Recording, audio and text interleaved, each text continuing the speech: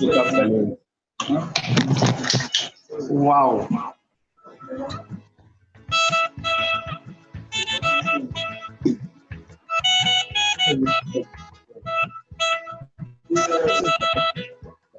You know what?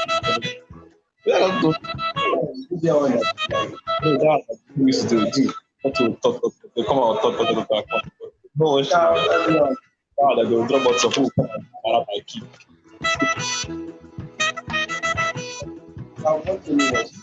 That what is really now, but that's my own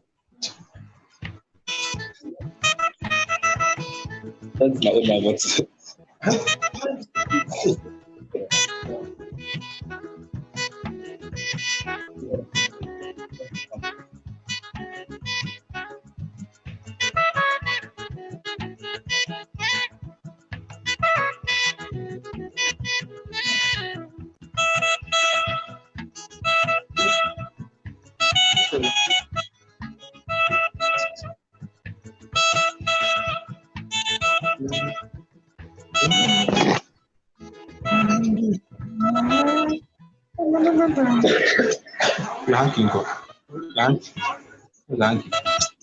Don't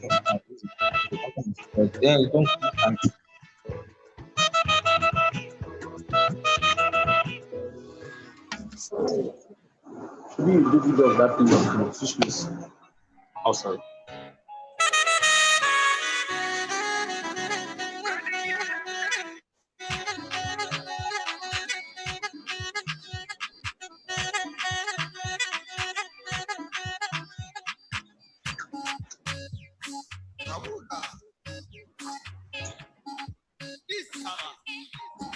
Wow.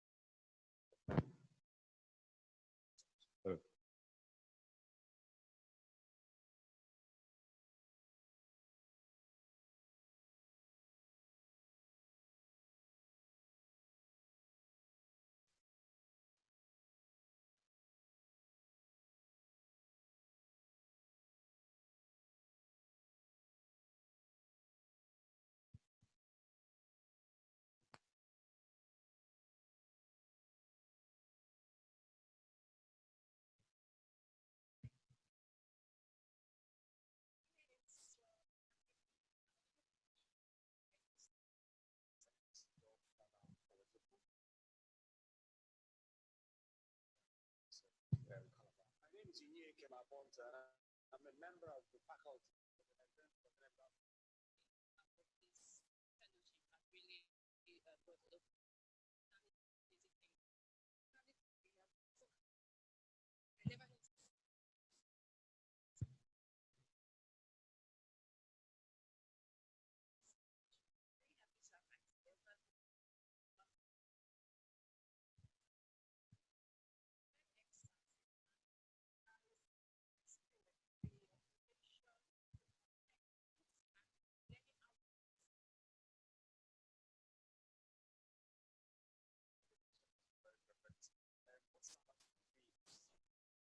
Resource persons.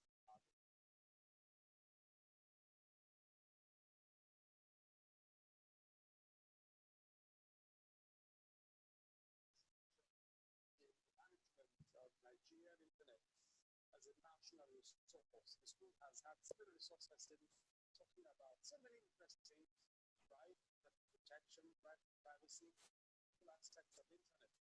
There is so much to learn, there's so much seeds planted. We're looking at the young generation to take over this advocacy and get Nigeria to school for this national resource level. The age, we can fly the flag of Nigeria on the internet and really bring this resource to a level where it's accessible to every Nigerian to build their businesses, build their relationships, and build the country. My name is Edith Diago, the Executive Secretary of the Nigeria Internet Registration Association, NIRA. We're hosting the Nigerian School of Internet Governance here. Internet governance is a very crucial thing in Nigeria because we need to be sure how we use the internet and how it is governed, security, and so many aspects of the internet. So it's great pleasure for us to host the young ones, especially the very young ones, because they are our future. And if they get it right, then we know that we at least we've achieved something. NIRA manages the infrastructure that hosts the Nigerian identity online. And we are really truly proud to host this event and to have the young ones around us. And we wish them the very best. It's been 2 great days, very exciting days. We have never seen so many young people around here. So, and the facilities are always available to for those who want to engage in training, educational awareness creation, things to do with domain name system. So anyone who is interested can always approach us as long as we can verify that what you're about to do is for the benefit of Nigeria, and we're quite happy to host you here. My name is Ebiche Mobiego. My name is Apo Fetorishema. My name is Ilamusi Ekenimo. My name is Joy Akibe. I'm a legal practitioner from Edo State. Hi, my name is Dolph Ona Owajoku. I work as a researcher and a lecturer in the University of Calabar. My name is Yinye Kemabon.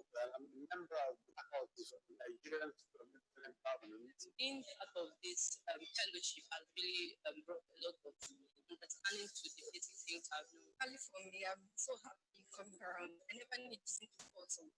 And then it has really changed my whole thinking about policies and policies surrounding the whole issue. Very happy to have attended. I've learned more about the physical part of internet governance, so that has been fantastic. Very exciting. In fact, it's a different experience. The organization, the content, and the learning outcomes have been very mind-blowing. So this is the first national event I've been to that the organization has been very perfect. What stand out most for me is the wealth of resource persons at the Nigerian School of Internet Governance for 2019. It's such an amazing experience being here. We spent 2 fantastic days talking about participation in the management of Nigerian internet as a national resource. The school has had several resource persons talking about so many interesting things: digital rights, data protection, privacy, legal aspects of the internet. There is so much to learn, there's so much seeds to be planted. We're looking at the young generation to take over this advocacy and get Nigeria to take ownership of this national resource by populating it with the CCTL, the country code domain age, so we can fly the flag of Nigeria on the internet and really bring this resource to a level where it's accessible to every Nigerian to build their businesses, to build their relationships, and build the country. My name is Edith Diago, the Executive Secretary of the Nigeria Internet Registration Association, NIRA.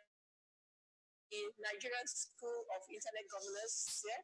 Internet governance is a very crucial thing in Nigeria because we need to be sure how we use the internet and how it is governed, the security, and so many aspects of the internet.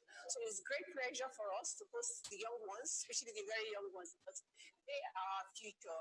If they get it right, then we know that we at least will achieve something. NIRA manages the infrastructure that hosts the Nigerian identity online. And we are really truly proud to host this event and to have the young ones around us.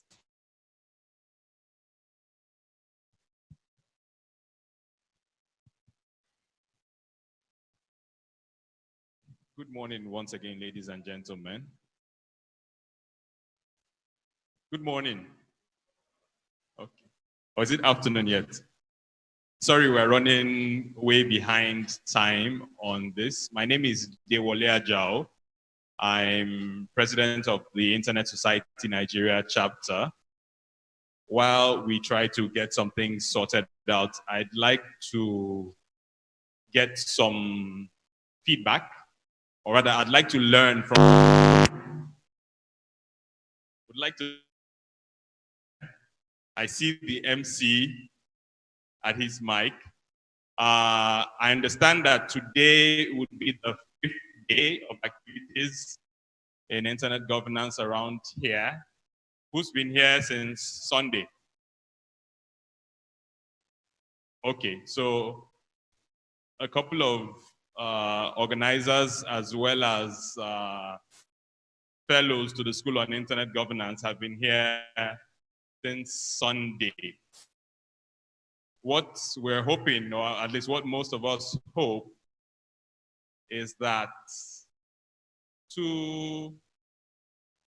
at least a good number of the people who've been here since Sunday will be more active in the internet governance space, and some of us who've been around for a good number of years would step back or step aside and help the younger ones continue. So for one, I'd like two volunteers to explain to me what they think internet governance is. I understand that people have different understandings of what internet governance is. So I'd just like 2 volunteers, maybe 2 fellows, tell us what internet governance is, or what they think internet governance is. Very much, sir.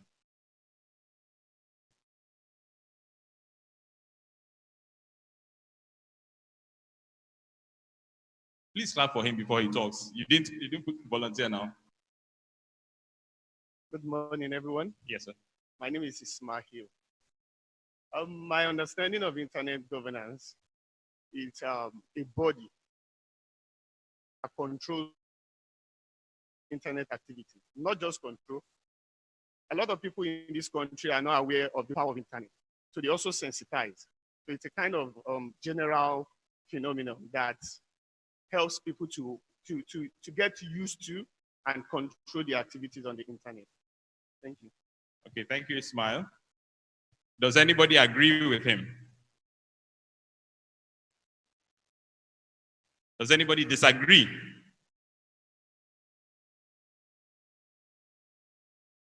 Does anybody understand what he said?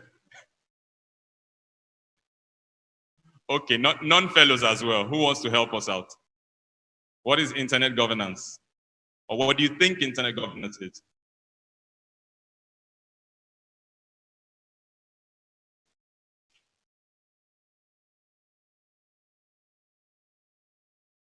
Okay, Mrs. Duma wants to help us out.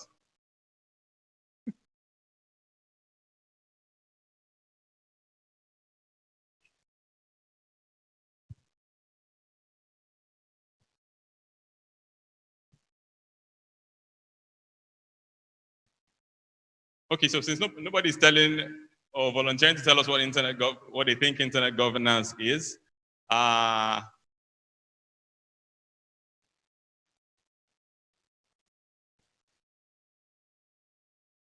really? Okay, so we'll be starting in a moment, but internet governance as a lot of people would define it, people would define it in different ways. But in summary, it's an ongoing process. That is one thing that we should know and appreciate. So it's never completely done. And it's never completely done because the internet is evolving. Every day we find different uses for it. Every day we find different concerns.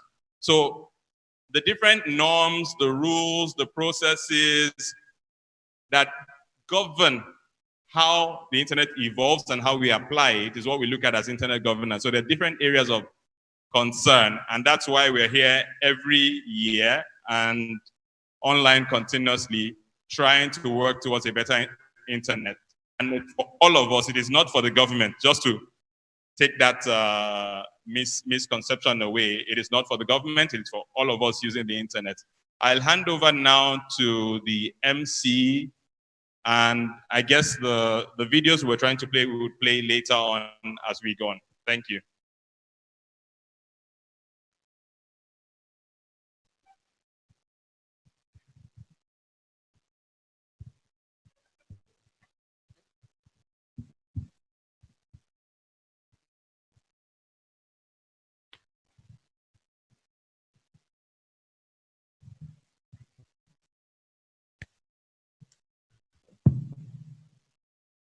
Hello. This works better, right? Hello. Good morning once again, and I'd like to welcome you briefly before the formal welcome to this event. If you're just coming in, please take your seats. I'd like to thank Dewole Ajao for the interlude. He began very well, but we do need now to begin the program properly. I do see a lot of distinguished men and women in the audience from the industry. I acknowledge your presence, but I want to ask those of us who are working to please take our seats as we rise now for the national anthem. Please, let's rise for the national anthem.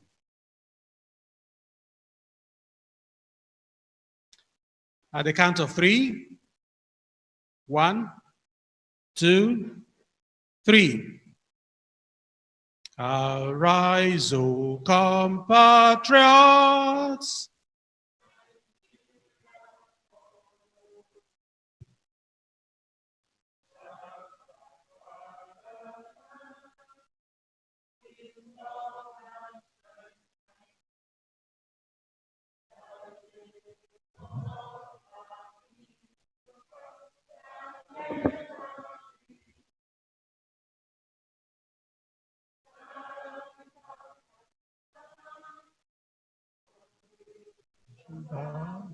Freedom, peace, and unity. Thank you. Resume your seats. Thank you. My name is Inye Kemabont, and I'm happy to facilitate this program. It was my pleasure now to bring on to the podium a few officials for this morning. And I'll begin with the chairman of the occasion. Ladies and gentlemen, the gentleman who's chairing is the president of ICT Local. ICT Local is the Association of Local Content Companies in Nigeria. He's also the managing director of TCQA Associates and still is the pioneer president of the Nigerian Software Quality Management. Please welcome formally Akinwale Akinbade.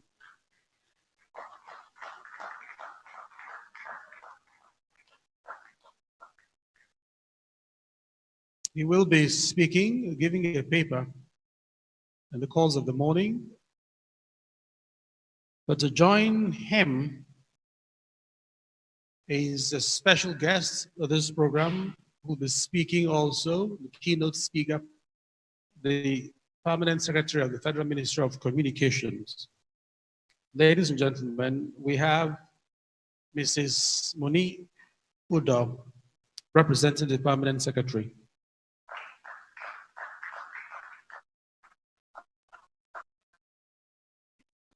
Ms. in her right is the ICT in the benefit. She's not a strange face to events like this. She's pioneered of this program. So, thank you for coming.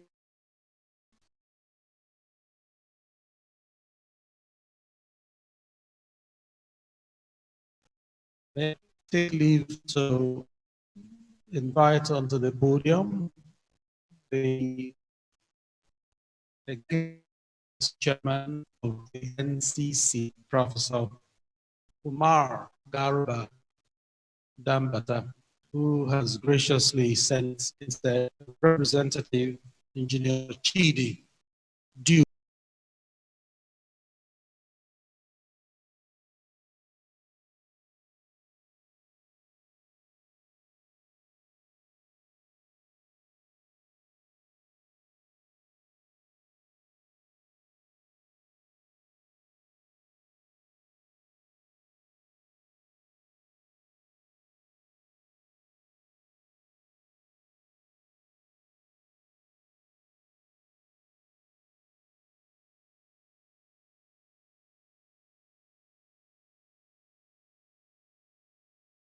Represented by the head of the Southwest office of that agency. She will be joining us, and since she's on her way, when she comes, we'll introduce her formally. But the agency is represented by a lot of directors from NITDA, among who is Dr. Abina Sambo. Would you please stand and wave to the audience? Dr. Sambo? Oh, she stepped out here a moment ago. She runs the OIIC, Office for Innovation in NITDA. It's a paratal or subsidiary of NITDA. They're in charge of pretending innovation sector.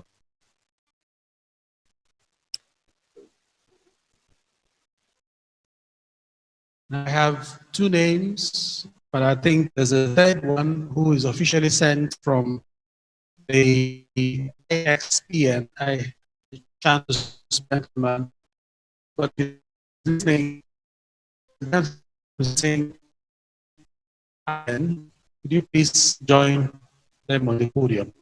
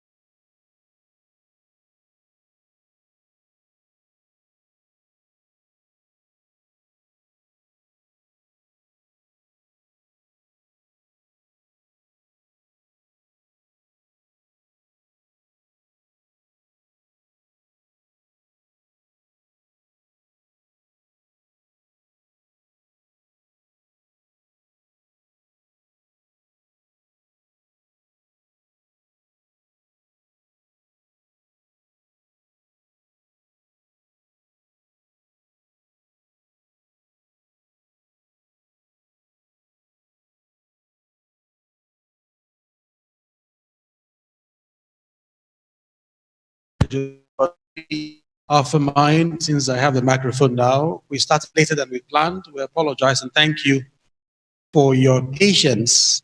We will start proceeding so we can go on to the other items for the day because it's one day program.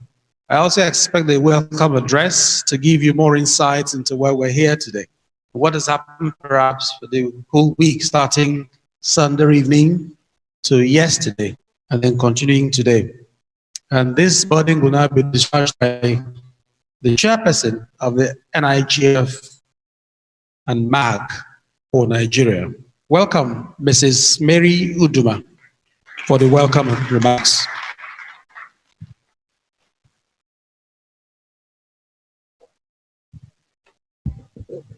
Good morning, all. First, I want to apologize for starting late. Those that do attend my programs, they know that I start on time. But unfortunately, we're messed up with by the administration of this facility, and we're going to take it up with them. If they had allowed us to set up in the night, we wouldn't have been here by now. We wouldn't have been starting by now. But be it as it may, it's going to be a great day, and I know it's going to be great. And I know that we are all ready, and we are all set to look at how to enable the digital Commonwealth for development. Digital, that's one of the words I want us to look at. Digital, and then the Commonwealth owns the internet. I don't know. Maybe we are still going to do, maybe in your Africa session we'll talk about that. But how do we enable the digital Commonwealth for growth, for development? We're talking about platform economy now. We're no more talking about just the commercial or financial or engineering or technical, but we're looking at digital. Digital has taken over everything we do here, this planet Earth. I don't know where I think we'll not know that robots or beings. So, but that's one of the things we're going to do. How can we enable the digital, convert, partake in, so that we can develop our economy? Can we rewrite our history with that? Hopefully we will do. So, but you are very welcome to this meeting. It's a yearly thing that we do, and it's an initiative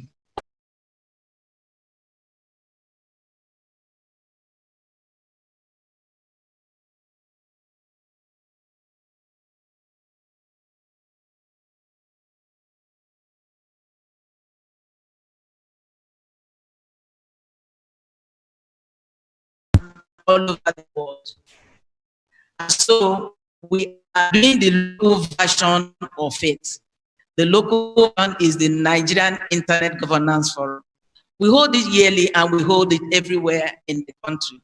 We were in Kaduna and we were in Abuja. And Lagos, we were in here before, but we're thinking. And we have set out some good topics or subtopics that we'll be looking at. And today, somebody is even going to tell us about 5G and 6G. I don't know how many of us have heard about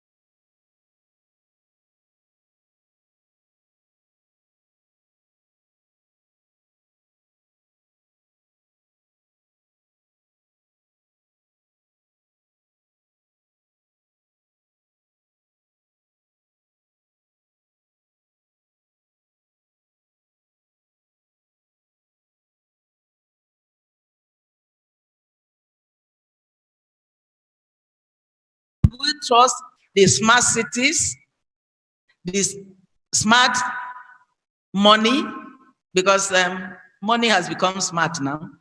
It's gone from where it was and it has become so smart that you don't have to have paper and you transact. E-money, e-health, e-education, e-agric. Can we trust them? So trust and cyber security. We'd also be looking at how we can achieve our SDGs through this digitalization. How can digitalization enable us to achieve SDG? Okay, we used to have MDG. Now it's changed to SDG. And now we have 17 goals. How can we as a country achieve that? We'd also have to look at the privacy and openness. We are saying freedom of expression online, but how is my privacy protected? So data protection, we're going to look at that.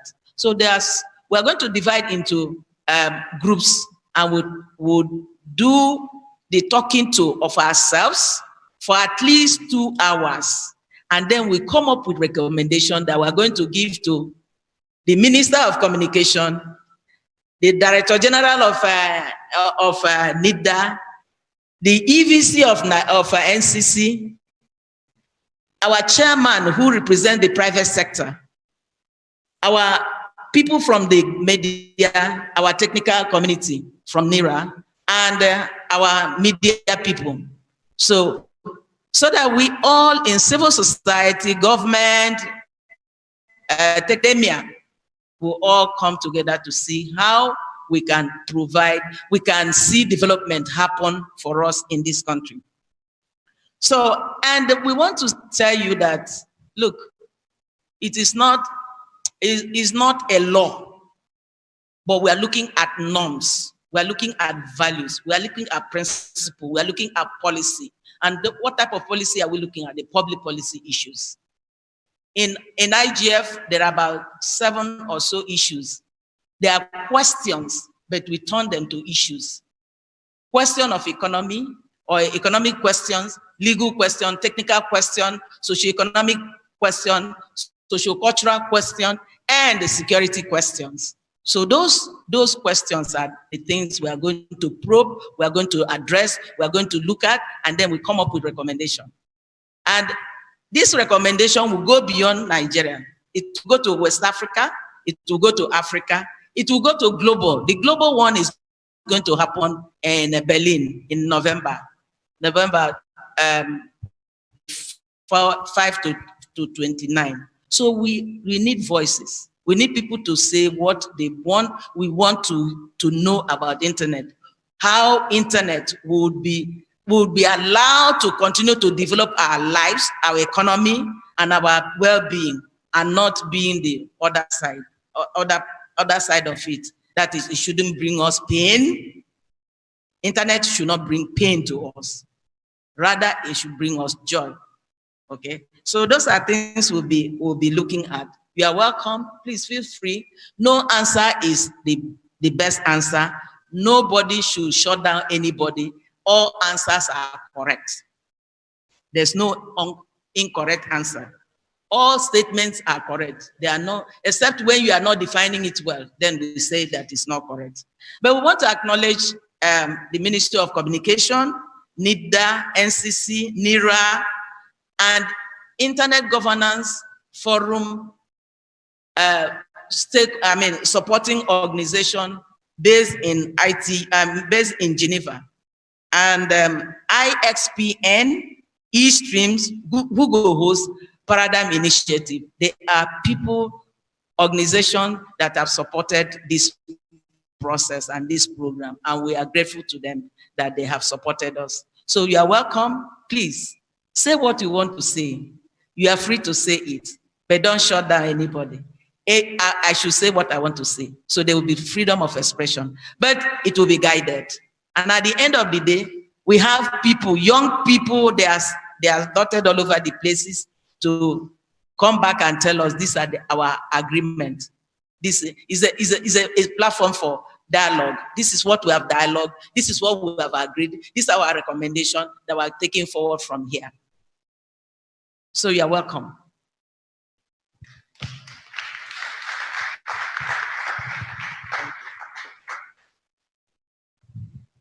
Thank you for applauding Mrs. Suduma.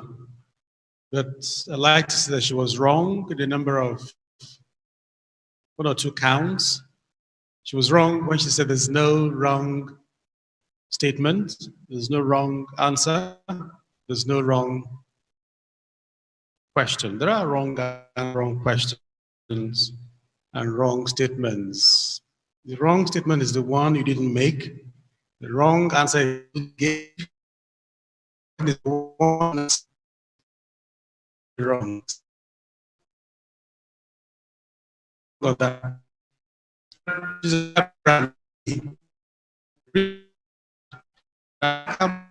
Just speak how is not read this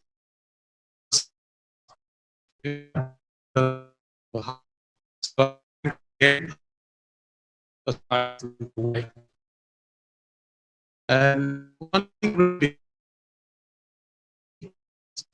so I would keep real calls to a minimum and a little less than I would have. I have a few minutes for I brought some of the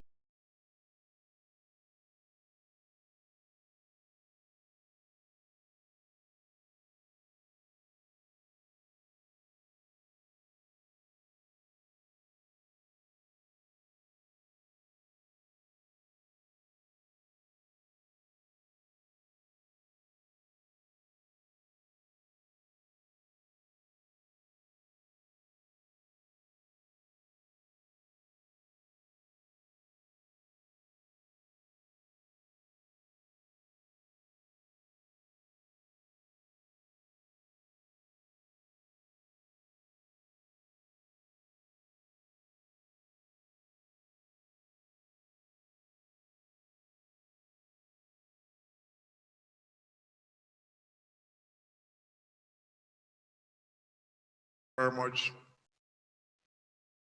I'm here to represent my executive vice chairman and the executive officer of the Nigerian Telecommunications Commission, Engineer Professor Omar Dalbata. And I need to cut to the chase because of the time we've already lost. Good morning, ladies and gentlemen. I'm actually referring to him. So it is my honor to welcome you all to the edition of the Nigerian Internet. With him is enabling digital Commonwealth for development. There's no doubt that the Internet is one of the most important critical resources of our time, because it has got capabilities to both good and bad transit. And so currently, the Internet Governance Forum was in 2006 for policy dialogue on issues and programs that shape the evolution and use of the Internet. However, to achieve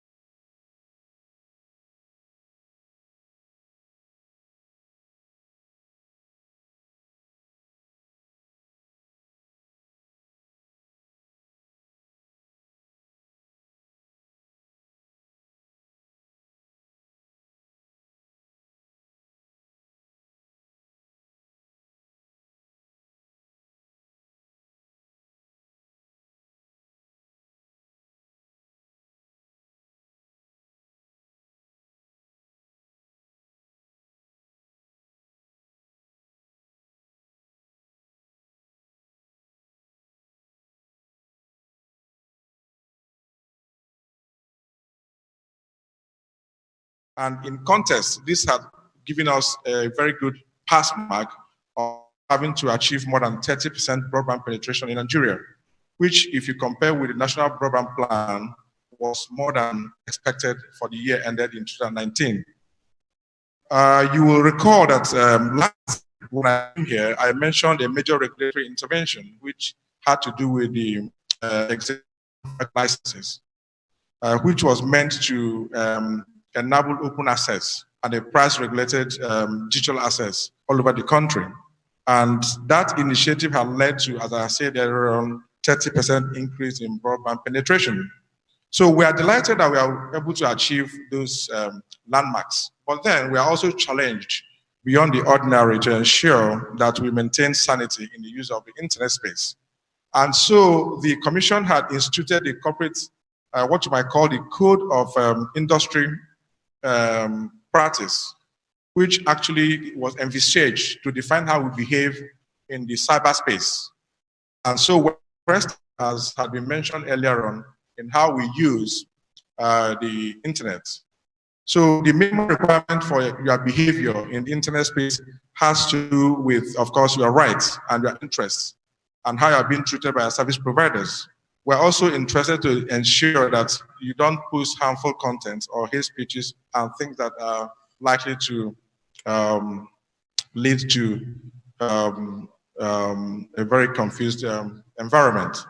And so the overarching theme of this year's event, which is, of course, Digital Commonwealth, is very apt. One, Commonwealth means collective responsibility, and that defines that we must all be engaged one way or another to ensure that we achieve the purpose.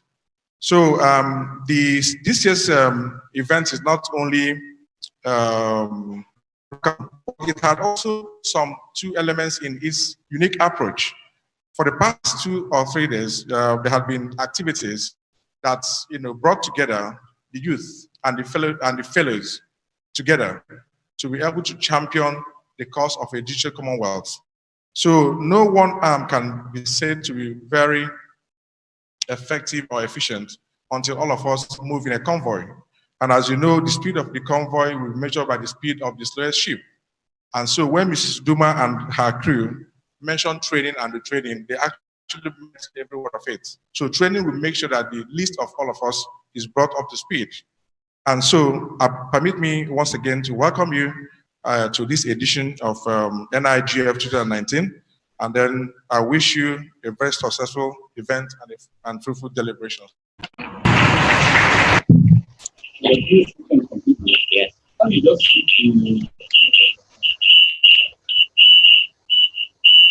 Yes.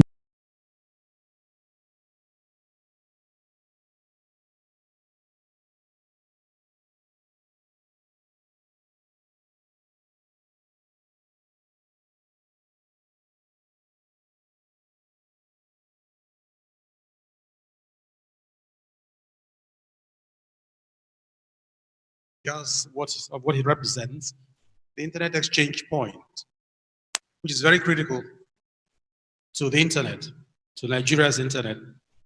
I have the board member, really, of the IXPN, Mr. Yen Choi. Would you please wave to the audience? Yeah, thank you. And this event is being streamed live, so it would be nice if you could tweet and let them know what we're doing here and who is saying what. And the social media handles, you might use hashtag NIGF 2019, hashtag NIGF 2019, and at Nigeria IGF. Once again, please do publicize this event as we stream it live. I'll give my last 2 minutes now to the representative of NIRA, the Vice President, Abani. He would not read a speech, he will just speak from the heart. Thank you. Please put your hands together again for him.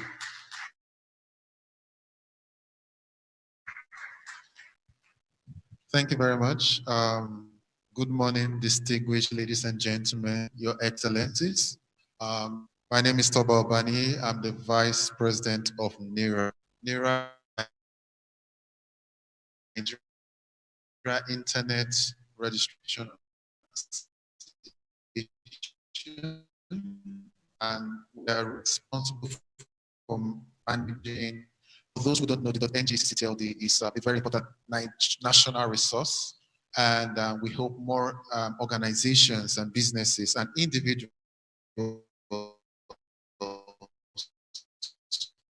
will embrace the .NG.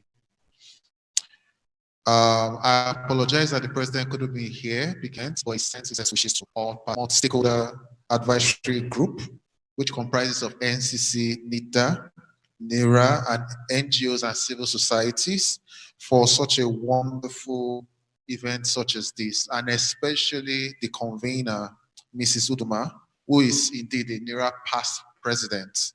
I must mention at this point that when she was president of NIRA, she came up with this vision of setting up a local version of the IGF.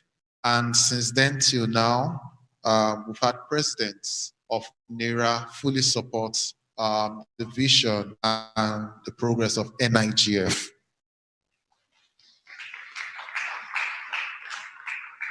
NIRA believes in a vision of internet governance, and that's why NIRA has always supported this. And we believe as we progress further to as the internet even improves and grows, that we would be continually in support of this vision. NIRA also recently hosted the first version of the Nigerian School on Internet Governance this week, which held from Monday and Tuesday. And this is one of the many ways that NIRA is working with NIGF to continue to support the education and spreading of information about internet governance. We're excited to be a part of NIGF, and we have in the past and we will always be in support of NIGF.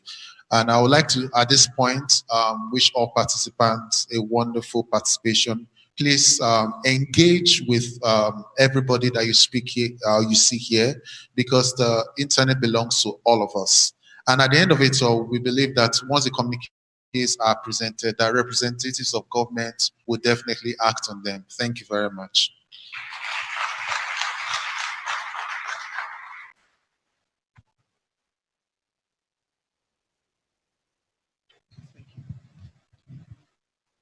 Thank you, Toba, for those remarks on behalf of NIRA. I would proceedings now for goodwill messages from stakeholder agencies. My wish is to keep this short and small, so I'm going to have to ask a regional organization that's attending this event to give one goodwill message, and we'll move on to the program. We have one represented by its chief managers. Ladies and gentlemen, I'm happy to introduce to you Omo Olaya. Please clap for him.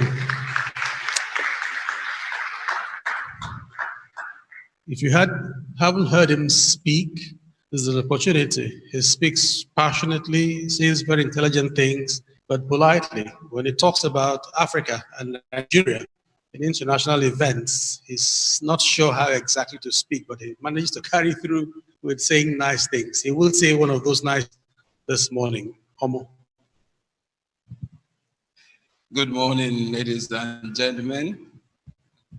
I am really very happy to be here. It is a very first Nigerian IGF.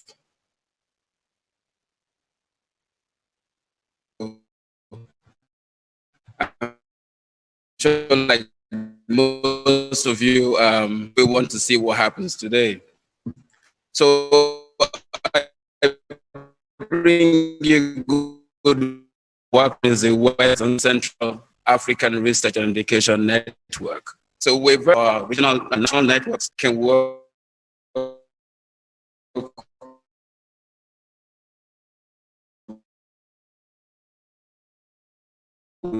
with the students to support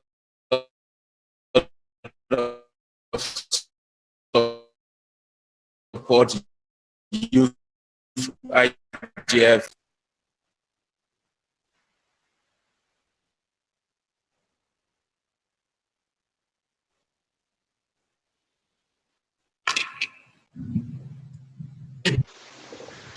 Thank you, Omar. I had intended to keep this short and small, but I do have to recognize that there are stakeholders who have also helped to fund this, who must be giving time to speak. I haven't notified them. I will have to ask them to come speak off cuff and extempore, as they say. Ladies and gentlemen, for Paradigm Initiative is Bengazi song.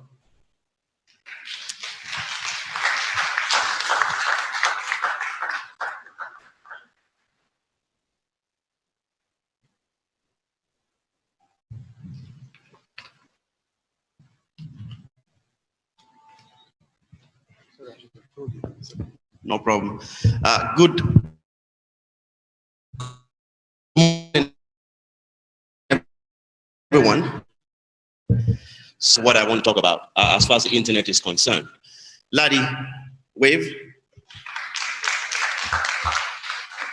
So many years ago, I would be the youngest-ish participant at many of Nigeria's internet discussions. And at that time, it was kind of strange because it was a new conversation and things like that. But I think we have now moved a few or many generations later. And yesterday at the Youth IGF, I was throwing this challenge to the young people in the room that you're actually the digital natives. You're the ones who know what the internet is all about, and you should be driving the conversation. And what I want to say here today, I say to the lady and, well, lady, just one lady. Next year, we have more ladies on the stage, I'm sure. You know, gender is also part of this conversation. To the lady and the gentleman on the stage and to everyone here, that I think it's about three things happened when it comes to the internet in Nigeria. Number one is that our conversations around governance should be a lot more professional. And by that, I mean that, in a very simple example, that when we discuss issues, it should not just be to discuss them here and then wait until the next conversation to discuss them. Our discussions should influence our policy.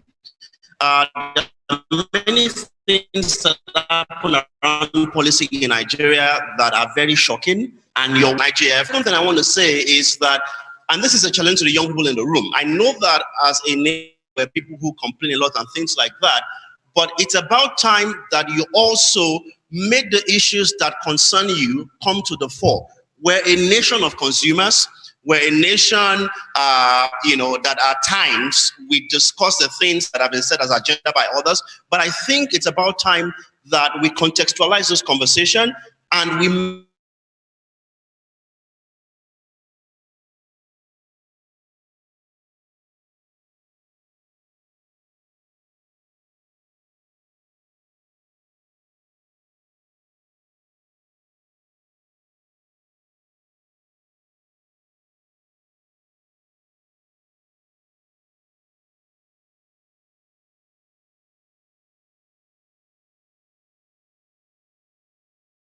contest for the big brother of the continent. So we want to take conversations not just from the global to the local, but also from the local to the global. And finally, and this is my challenge to the associations, the ministry, NCC, everyone who is a stakeholder in this space.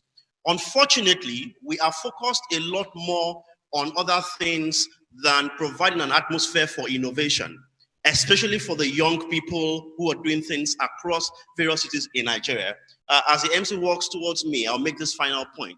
Please, in the next 5 years, in the next 10 years, Nigerian policy must support innovation. Such young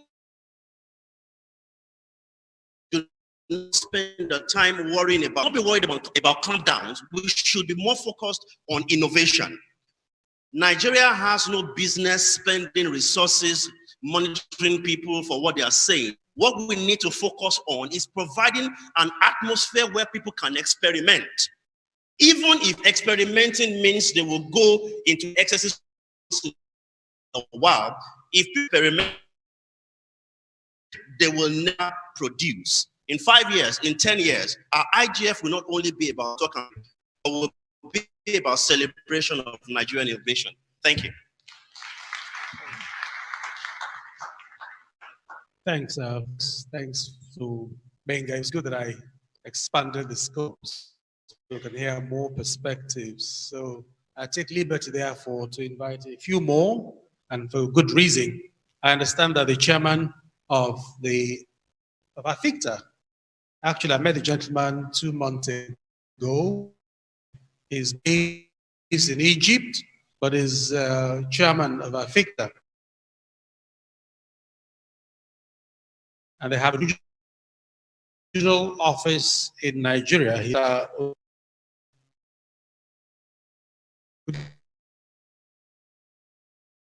Please come, chairman of AFICTA, as Hussam, Engineer Hussam Gamal. It's kind of him to ask to be represented at this event, give a goodwill message. So Shegu will tell us more what AFICTA stands for and what their role is in this process. Thank you. Thank you very much. Yeah, good afternoon or good morning, delegate. I'm Shegu Olugbele. I'm standing here on behalf of Engineer Osam Jamil. And he directed me that I should give a brief good message.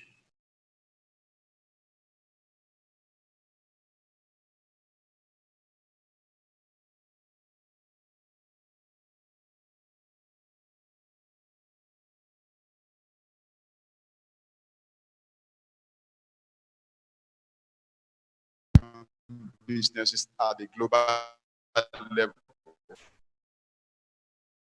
Okay. And AFICTA has always been part of the process, especially in the areas that will impact the business in Africa. And then AFICTA has always also been part of the process in supporting the voice of Nigeria at the global level and in ensuring that some interventions in the areas of job creations and Digital Africa initiatives. On his behalf,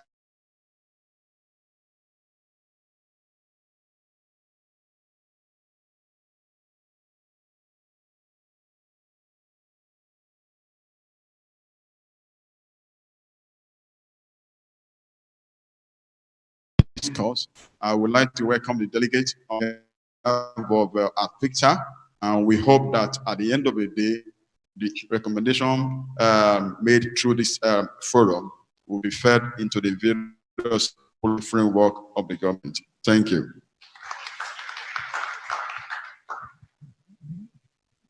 Thank you, Shegu.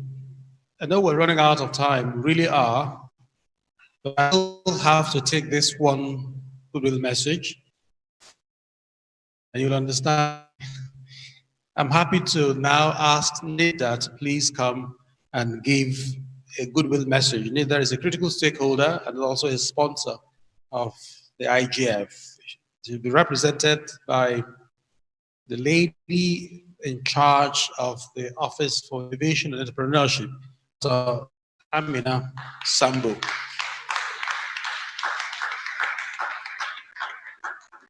Recall I had introduced her, but nothing that she had stepped out. Now she's back in, and she will speak for 2 minutes. Thank you, ma'am, for agreeing to speak for NITDA. That will be the end of the goodwill messages, I hope, for today. I will go on to other business of the day.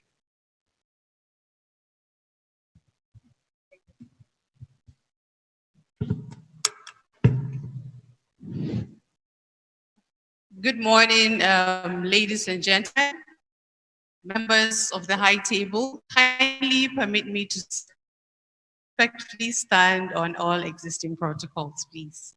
Do I have your permission, please? Thank you. On behalf of the Director General, CEO of the National Information Technology Development Agency, would like to thank NGIF for giving us this opportunity to be part of it. The DG wanted to be here, but due to other commitments, he had to leave the country for another equally important assignment. But he has made sure that he has a very strong representation from NITDA. There are a number of NITDA staff team members that would be speaking to the different tracks here today. And I think it will be important for the NITDA representation to kindly stand up for recognition.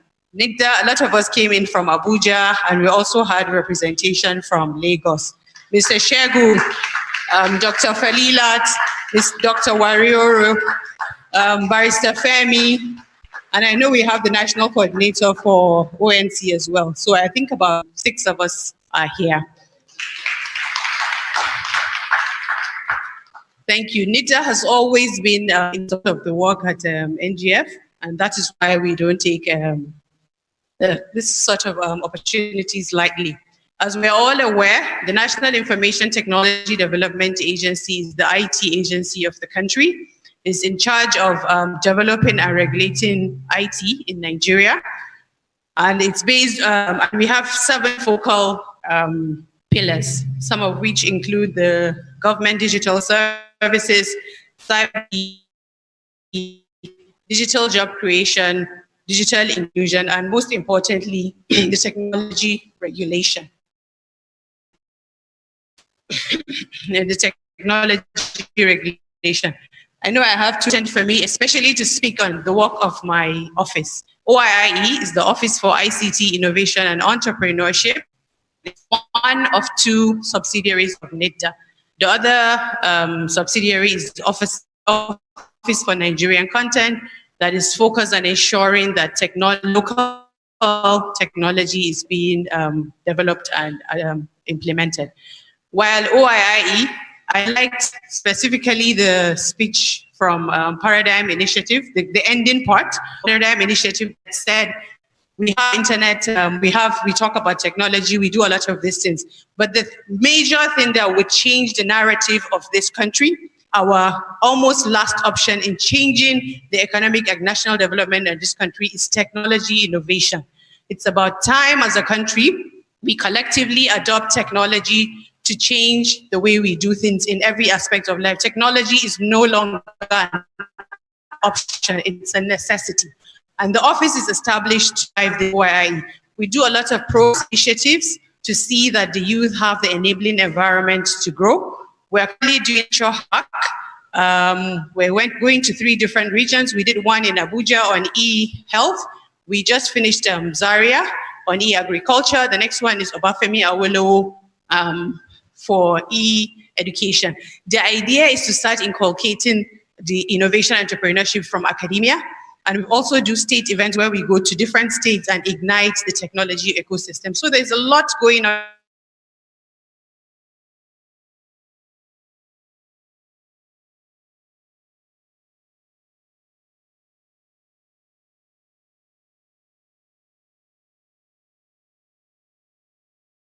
All the necessary components to see how we drive the technology, innovation, and entrepreneurship opportunities of the country. At this point, I'll stop here. I'll encourage you to please follow us through social media at NGR Innovation to see the kind of revolution that is happening in NITDA for innovation and entrepreneurship. Thank you very much.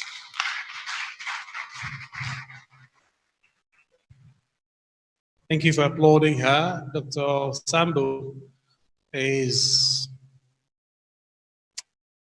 an accomplished web designer and also a core developer. And thank you for speaking for NITDA. I promise to fast track the program. It's now time to move on to other items on the agenda. I'm going to tweak the program slightly. Rather than the keynote address, I will bring on the chairman of the occasion, who will give his thematic paper, and then we can go on to presentation of certificates. So it's my pleasure now to ask the chairman to please come forward and give his lecture. Again, I ask you to applaud Mr. Akinwale.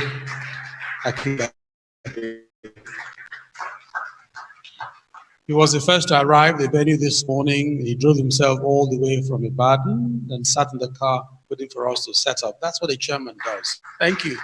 Thank you. Oh, I won't charge you for that. Good morning, ladies and gentlemen. My name is Akiwale Akimade. Privilege. I think the most important person here is on existing protocol, if you permit me. Thank you. I think the most important person here is a young delegate man who is actually the digital future of this country.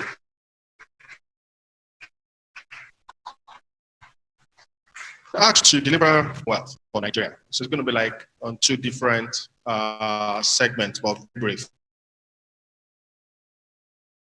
According to the chairperson of the NIGF, Mrs. Mary Unduma, and I quote, "The forum is part of the NIGF's effort to advance internet governance issues by facilitating partnerships and coalitions that deliver coordinated domestic response initiative synergy that best promote and protect the nation's position on the internet ecosystem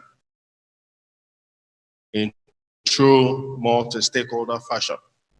She further said that the forum covers issues like cybersecurity and trust, internet economy, access, inclusiveness,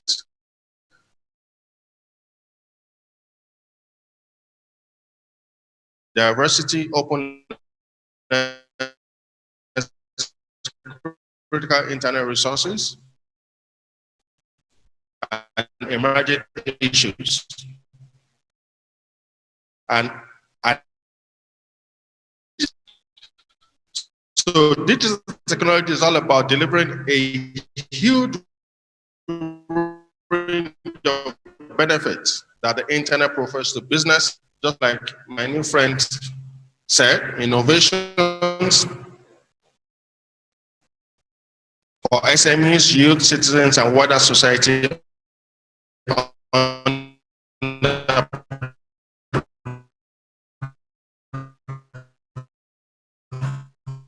different platforms, such as online and off. At the forefront of all the platform economy in the world, for instance, Facebook, Alphabet, Amazon, and Apple. They have accumulated the most data developed, the most analytical capabilities, and they've actually gained greatest ownership of our structure, from mapping to cloud computing, that undermines and underpins all digital.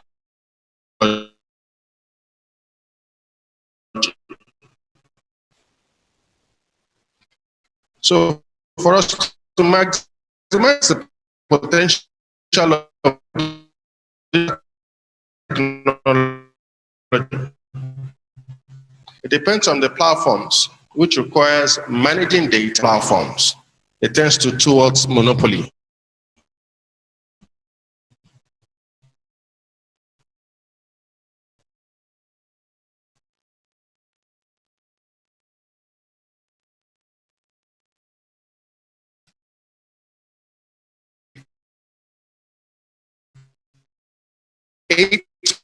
%8 share of the desktop search engine.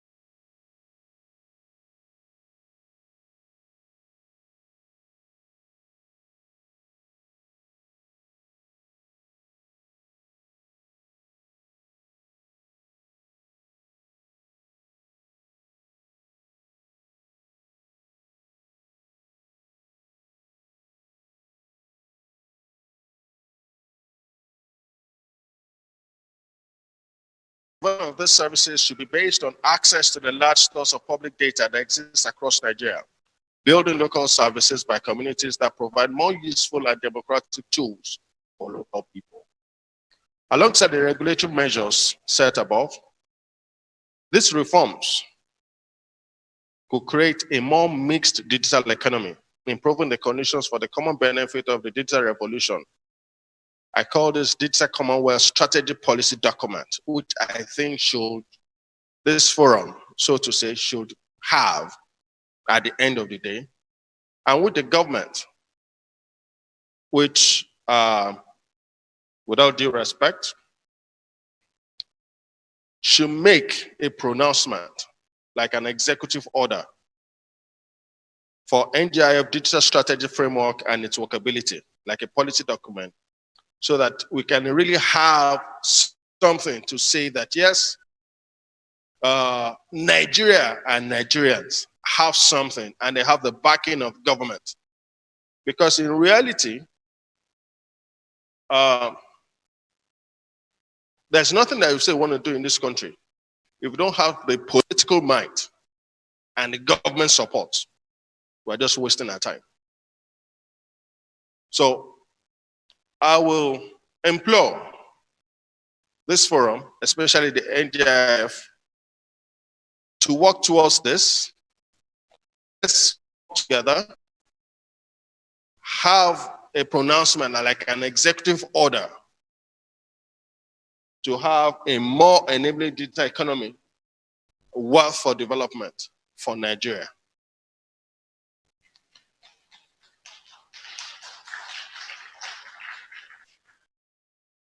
So with this, I would recommend that Nigerian government and NIGF produce and implement local digital Commonwealth strategies to drive the development and deployment of local platform services and assets. In developing a policy program, a digital Commonwealth, the proposal should include a policy with some of these objectives and measures. When I say objectives, number one, prevention of platform companies growing too dominant through both vertical and horizontal integration, limiting how much personal data that leveraged by platforms from users such as consumer preferences and social details is aggregated and privately owned by dominant platforms, making this data available to a much wider range of companies, public bodies, and community organizations. Making public sector data that are collected and used often by the state, interoperability, integration, technical reliability, performance, and of course, very critical, security.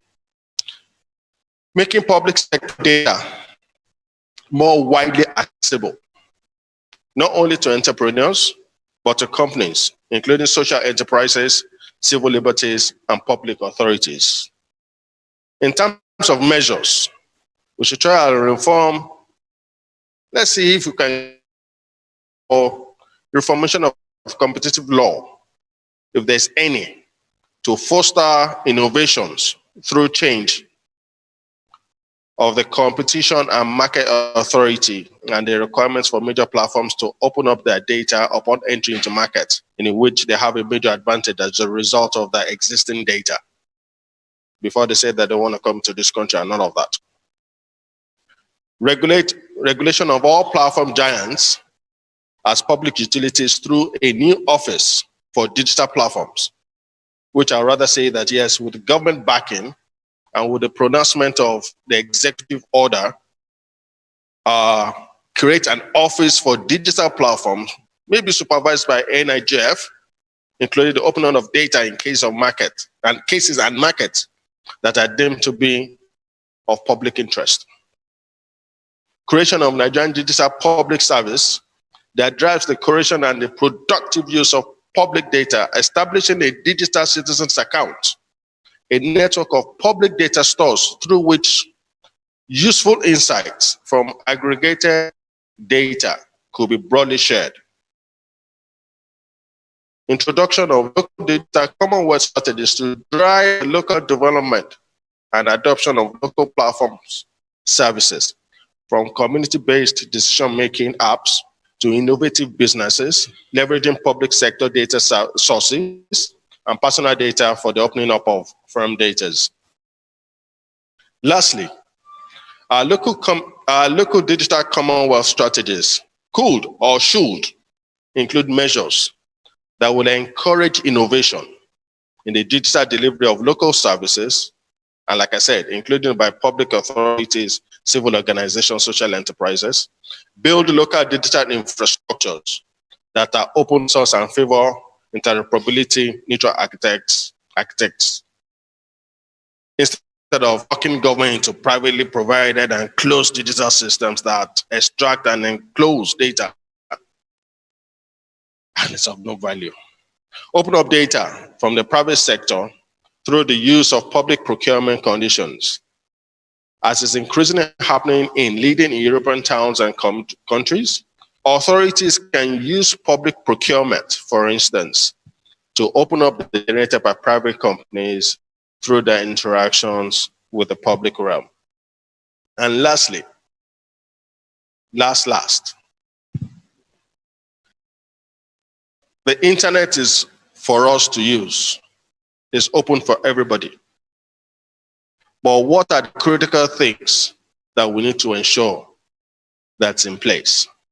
What are the things that we post on these platforms?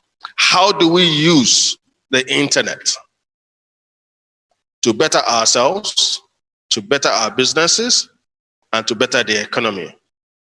How can we use this platform to force government to say to them that, yes, this is a good tool for us in terms of economic development and to take Nigeria from local to international and to showcase ourselves? This is some of the things that I'm sure we will be able to resolve today. Thank you very much.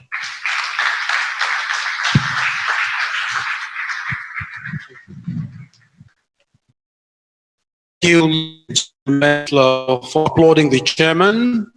Thank you, Wale, for the lecture, and thank you also for keeping this short and interesting.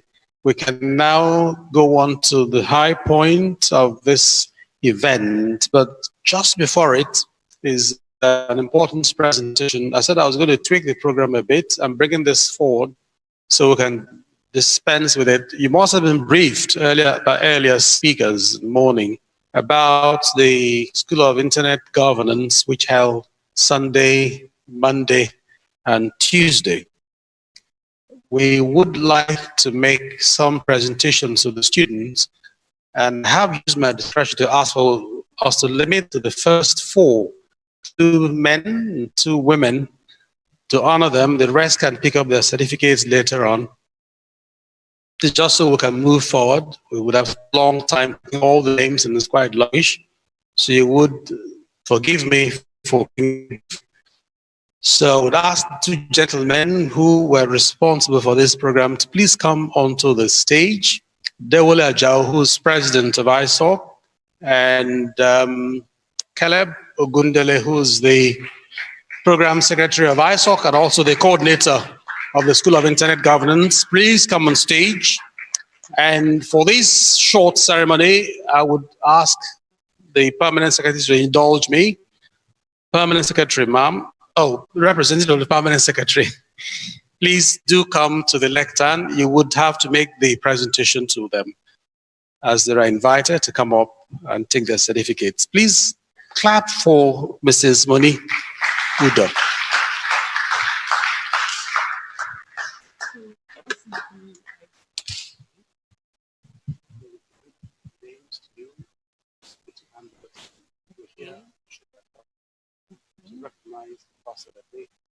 This is done in collaboration with the state.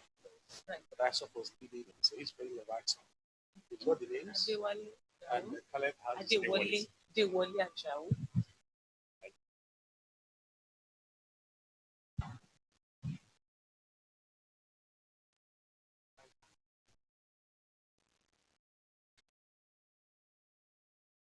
can get that.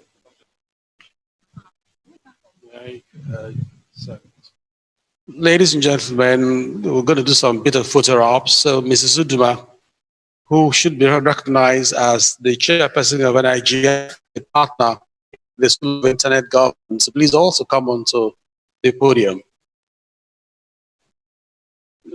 This plaque again for her. I never get tired of clapping for Mrs. Uduma. Thank you.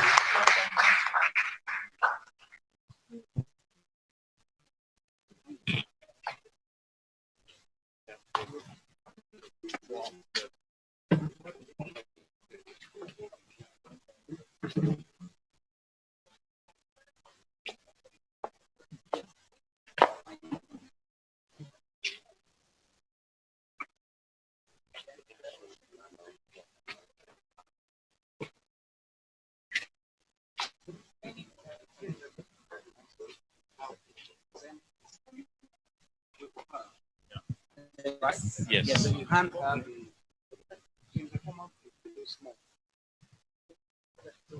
So that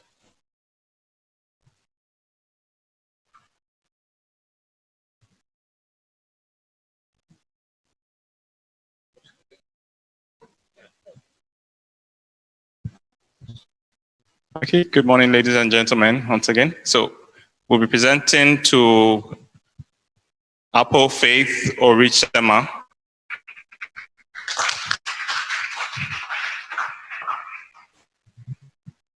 Next up, Chima Aja Oliver.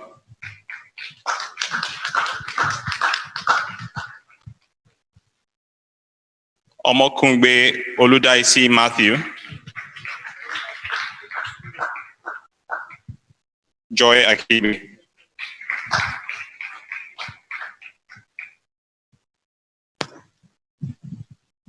you want us to say the logistic can share. Come.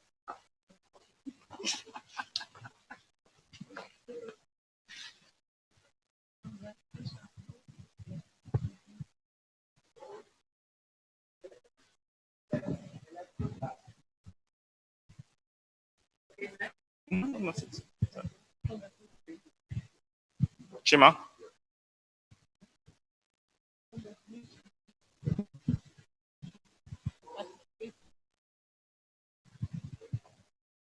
Omokungbe.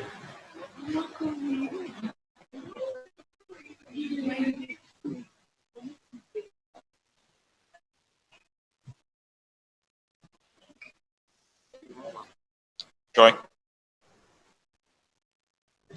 Joy Akibi. Joy.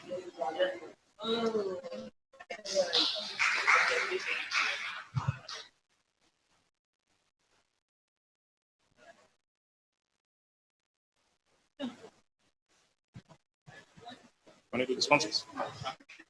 Okay. And a big thank you to the sponsors as well who made this happen. Without money, we couldn't have done this. Without facilitators, resource persons. And first, we have AfriNIC, Paradigm Initiative. AfriNIC.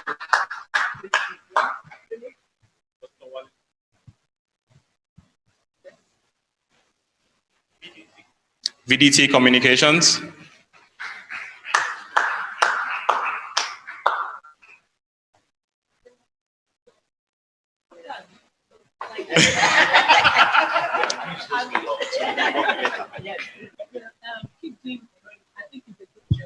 One more paradigm representative coming up.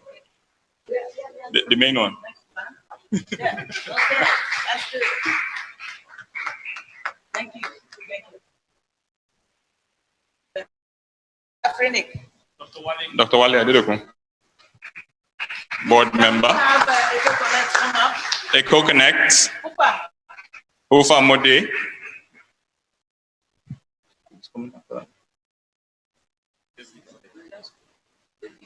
AfriNIC.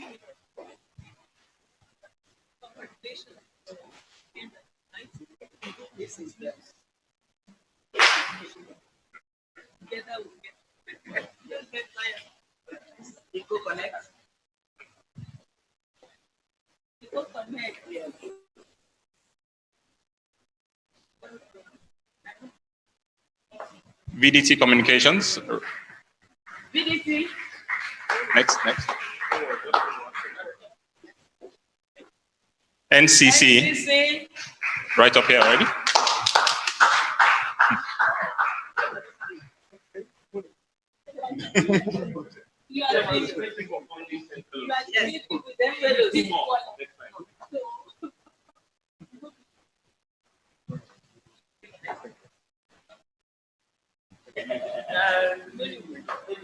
NIGF. Wow. Mrs. Uduma, I want to personally appreciate this woman. She's indefatigable, she's tireless, and she's ageless as well. Without people like her, probably we won't be here today. You know, she's so passionate and so energetic, and she puts all the passion that she has into this. I pray God will strengthen you and continue to keep you for us for as long as possible. Congratulations, ma. Please keep it up. We appreciate you. Thank you, ma'am. IXPN, Internet Exchange Point of Nigeria.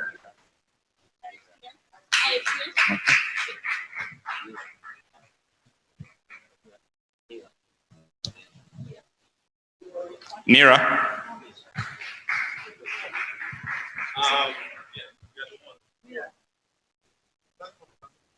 Please. Thank you, NIRA.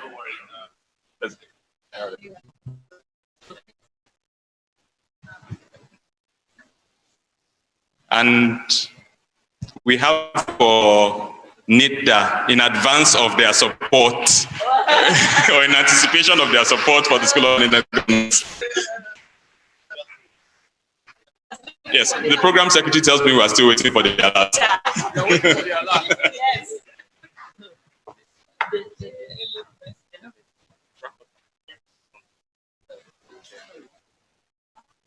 All right. So on behalf of NIGF, I'm delighted to present this to you. On behalf of NIGF, I'm delighted to present this, and I'm happy like the lady that is receiving it on behalf of NITDA. And I hope more ladies, will join the what? The battle. Congratulations. Yes. Thank you. Thank you. Thank you. Thank you very much.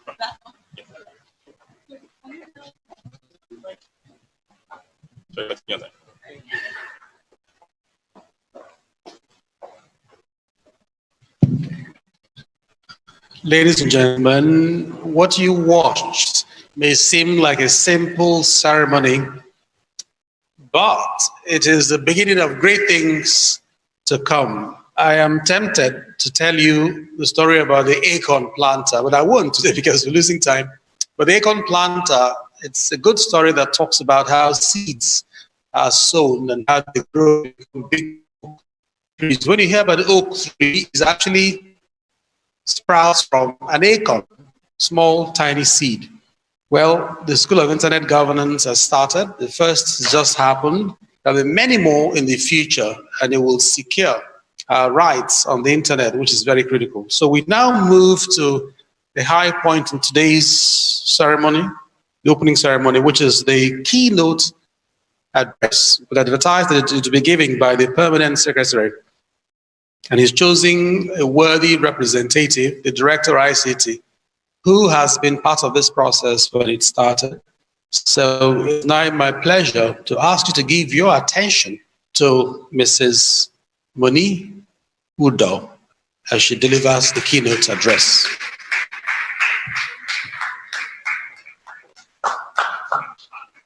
You could give a louder applause for this one. Thank you. Yeah.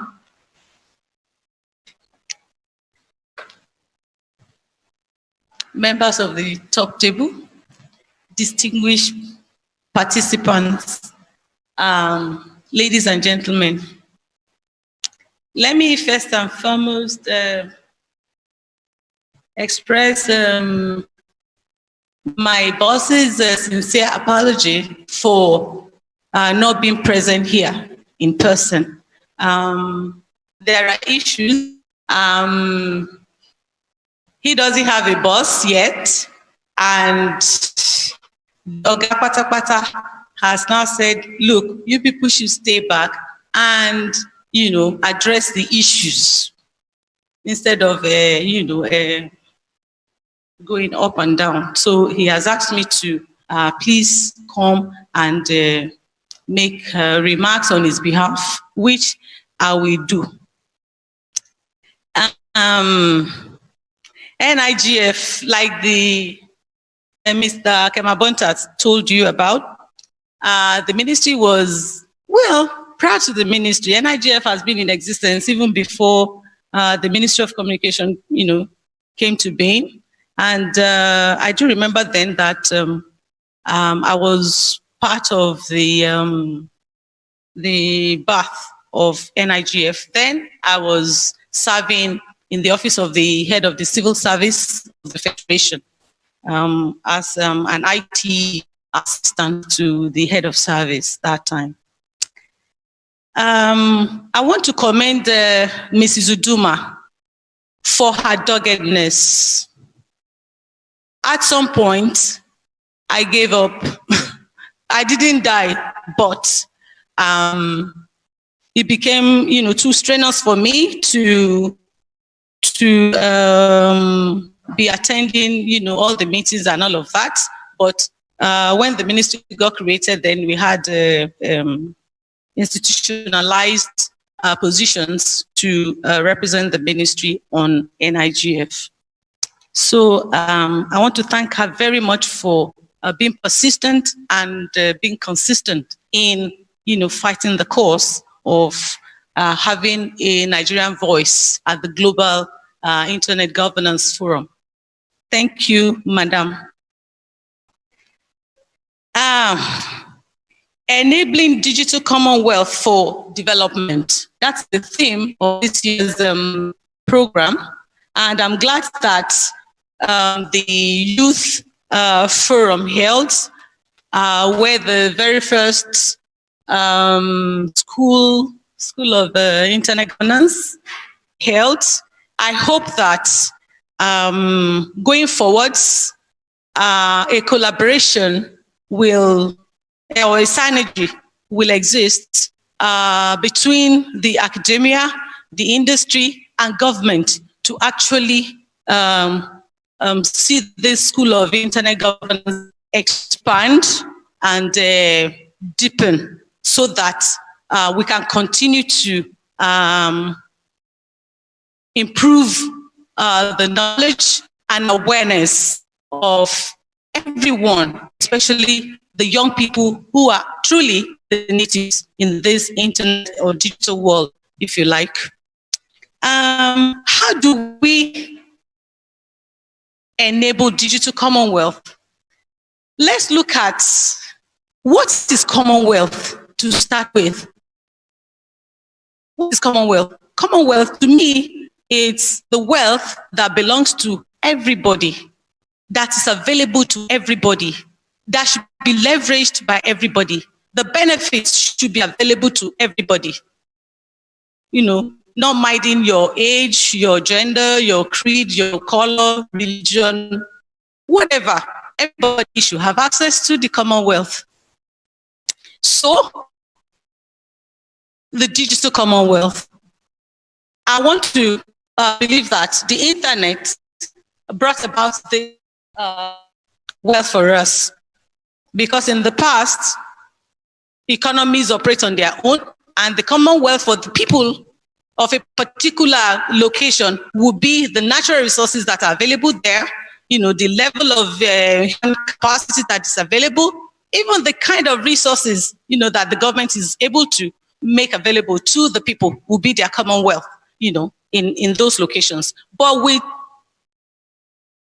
digital, now people in remote areas should have access to that, digital Commonwealth that is made available by, the internet and all the resources and tools that are available today to everyone. So in Nigeria, how can we enable this? How can we make this happen for our people, given the peculiarities of our country? For us, we feel that some key issues need to be addressed, fundamentals. And you will agree with us that infrastructure is number one. Yes, the internet is existing, but how do we tap into it? How do we empower the citizens? How do we render better public services? How do we ensure security? How do we create jobs? How do we have better health? We save costs. How do we live much more comfortably? How do we bring about conveniences for ourselves? How do we expose our kids to good education? All these things are resources that are available or that have been made possible through, the introduction of the internet and the expansion, of that global digital highway. Now, data, the chairman of the occasion talked about data. That is also one huge resource that we can refer to as Commonwealth. How do we make data available to those who need to use data to make decisions? Businesses want to set up, they need access to data. Students want to, access courses elsewhere, they need to be able to get that. So there are issues around what policies government can put in place. We create enablement for everybody, for women, pregnant women who need access. So comes to mind as number one. What can we do about infrastructure? We need to address the issue. And the reason infrastructure is key is to be able to make other issues, to be resolved, such as accessibility, affordability, even relevance of this internet and the resources that are online to. If we don't address the issue of infrastructure, then how do you expect the student who doesn't even have a digital identity to access better course contents from other libraries of the world, which all students in other climes take for granted? They take it for granted because they have access and they can afford it. It's available and it's accessible to them. So what can we do in our country to ensure that we optimize this digital Commonwealth that is there and others that take good advantage of? So infrastructure is one. Next is if we're able to address the issue of, let's say, even power, then you know that to charge your mobile phones would be next to nothing. Yeah, I see those businesses, small businesses springing up around providing charging units, even for your mobile phones. Some people are thinking outside the box. They're able to see, they're able to see a challenge and they're able to provide solution, through, their innovative, thinking, and they're able to create jobs and create value even around that. But this is not, 21st century. We're talking about Internet of Things and all of that, and making life meaningful to people. Should we still be thinking of, but it's still solution to an existing problem. So innovation. We need to create an enabling environment for innovation to happen, so that we can even begin to solve local, problems and make, access to this global Commonwealth, almost affordable for us. Now, apart from policies around protection, around making it mandatory that schools should have access to the internet and should be free for students. Public access venues are springing up everywhere. We need policies to even regulate the setting up of these public access venues where people who cannot afford, private access to internet can actually go there and do their digital business at very, very affordable rates and in secure environments, and will elevate a lot of people out of poverty that we're talking about. We need to look at policies around digital for all. I think I mentioned that before.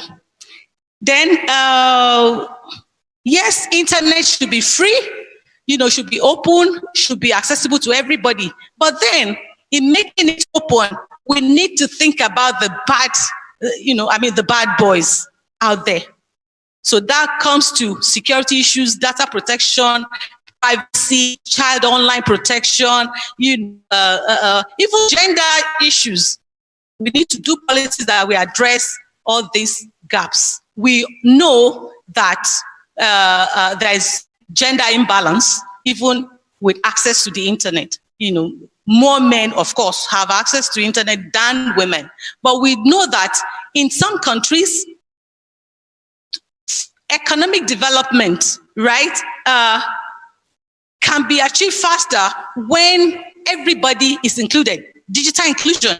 Women can actually take care of children and they can still be productive working online and working from home. So these are areas that I think our policies, as government, should begin to address. And I believe that inputs are being received for the review of the national ICT policy that was, done many years ago, so that these things that we are raising that will improve our participation, will be included in those policies. Now, the broadband plan also, which actually I'm happy to announce that, NCC in the last count announced that we actually surpassed the target of the 2018 broadband plan. We had 30%, penetration target, but we actually reached 31% at the end of 2018. And by first quarter of 2019, we had gone up to 33%. And the hope or the target for the next BB plan, which would be from 2019 to 2022, will be like 70%, estimation that we'll get up to 70%, broadband penetration by 2022 or 2023. And I think all the agencies are working towards this. And I want to implore even the young people, you can actually innovate and bring about, solutions that can help us to get there faster than the old people are doing right now, because the digital world belongs to you.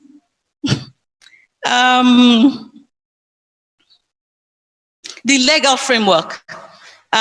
We need to, paradigm initiative.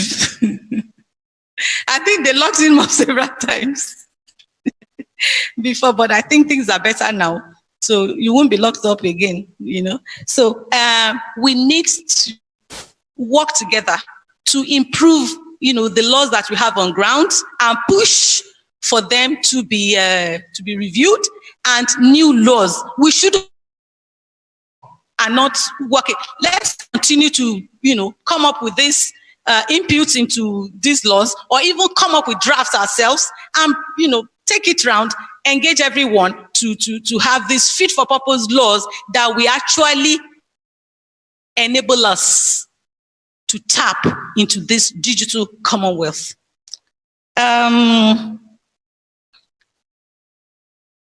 Finally, let me talk about signages for collaboration, for celebrating successes. Nigeria is not just a bag of woes, is it? I think our young people are doing a lot, even with the little,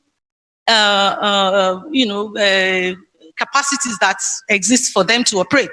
So we need to celebrate them. And that is, why I want to specifically mention the efforts of the Office of Innovation and ICT Entrepreneurship. I think a lot is really going on there, and they are trying, but government cannot do it alone. They will agree, government cannot do it alone. So we need to create these synergies, amongst the academia for one, the industry, the development partners, the people with the deep wallets who can, invest into the ideas of these young people, to come on board. And government needs to also address that through policy, through executive orders like the chairman mentioned, to enable this to happen. The issue of trust is also there. Government needs to be able to build trust. We need to be able to be responsive to the citizens so that they can trust us, and then, they can believe what government is doing and saying. The issue of e-lancing, crowdsourcing, and so many other benefits that are available on the internet, I believe that, we are all aware of that, so I wouldn't go into all of that. So this is my piece to you. And I also want to add that just last week, we received one NGO in the office. They had conducted some research on gender digital gap. And they came up with some recommendations as relates to our gender targets, which I believe that NIGF should also, take a look at and see how they can send input into this digital gender agenda for Nigeria, so that when we go out there at the international forum, they can actually take local to global. Like, we all agreed here this morning that not just bringing from global to local, but design our own, maybe local programs, our local, agenda, and take it out there. So that is one area I believe that we can do that. So having said that, I have a one-pager from my permanent secretary. Do I have time to read it? Thank you. So this is from my permanent secretary. All protocols duly observed. I regard it a great honor and pleasure on behalf of the Ministry of Communications to be part of this occasion of the 2019 edition of Nigeria Internet Governance Forum with the theme, Enabling Digital Commonwealth for Development. This is quite apt and in tune with the present stance of the present administration. We recognize ICT as not just an enabler, but a catalyst for economic growth and development, and envisage driving the successful implementation of the economic recovery and growth plan of the country for the next 3 to 4 years by leveraging ICTs. The role of ICTs, especially the internet and mobile technologies, can never be overemphasized in the development, transformation, and efficiencies of business, social, and political lives of our people. With the benefits of ICT, especially internet and mobile, comes the vulnerability of systems and people online. The new cyberspace is becoming increasingly home, ranging from economic, social, political, and administrative endeavors. This development creates more openness, interconnectivity, access, and data/information sharing. The vulnerabilities include threats to safety, privacy, identity, and actual crimes against children, youths, women, financial institutions, individuals, and governments across the globe. This has led to the urgent need to secure the cyberspace and improve the user's confidence in living, working, and playing safe online. Access to the internet that has the power to improve our everyday lives in so many ways, expand employment opportunities, create jobs, increase access to educational resources and opportunities, improve healthcare, save lives, connect citizens to public services, connect people, enhance social well-being, just to mention a few benefits. Nigeria is well positioned to take advantage of the social and economic opportunities that the internet can bring to its citizens. Nigeria has a very young population that needs education, work, and much more. And the internet can help bring all of this about, probably more than any other technology or any other sector. Creating a future where the internet is for the good of all people. It must be shaped by diversity, inclusion, and equality. In today's world, these values are being questioned. The notion that it's safer to build a future apart than together seems to lead many of the world's discourse. Every day, we hear events that erode the trust of users, large-scale data breaches, uncertainties about how our data is being used, cyber crimes, surveillance, shutdowns, and other online threats that are impacting internet users' trust, how they use the internet and are hindering internet adoption in some places. The ministry, in conjunction with our parastatals, are especially NITDA, halting billions of naira losses on data hosting abroad. By the same token, we're also working together to curb billions of naira loss to technology importations. I charge you to ensure digital inclusion for local internet initiative through education and discuss ways the internet can be used to address the developmental crisis in achieving the SDGs in the next level. I also want to charge you to highlight policies that will address multiple state actors' regulation in the country.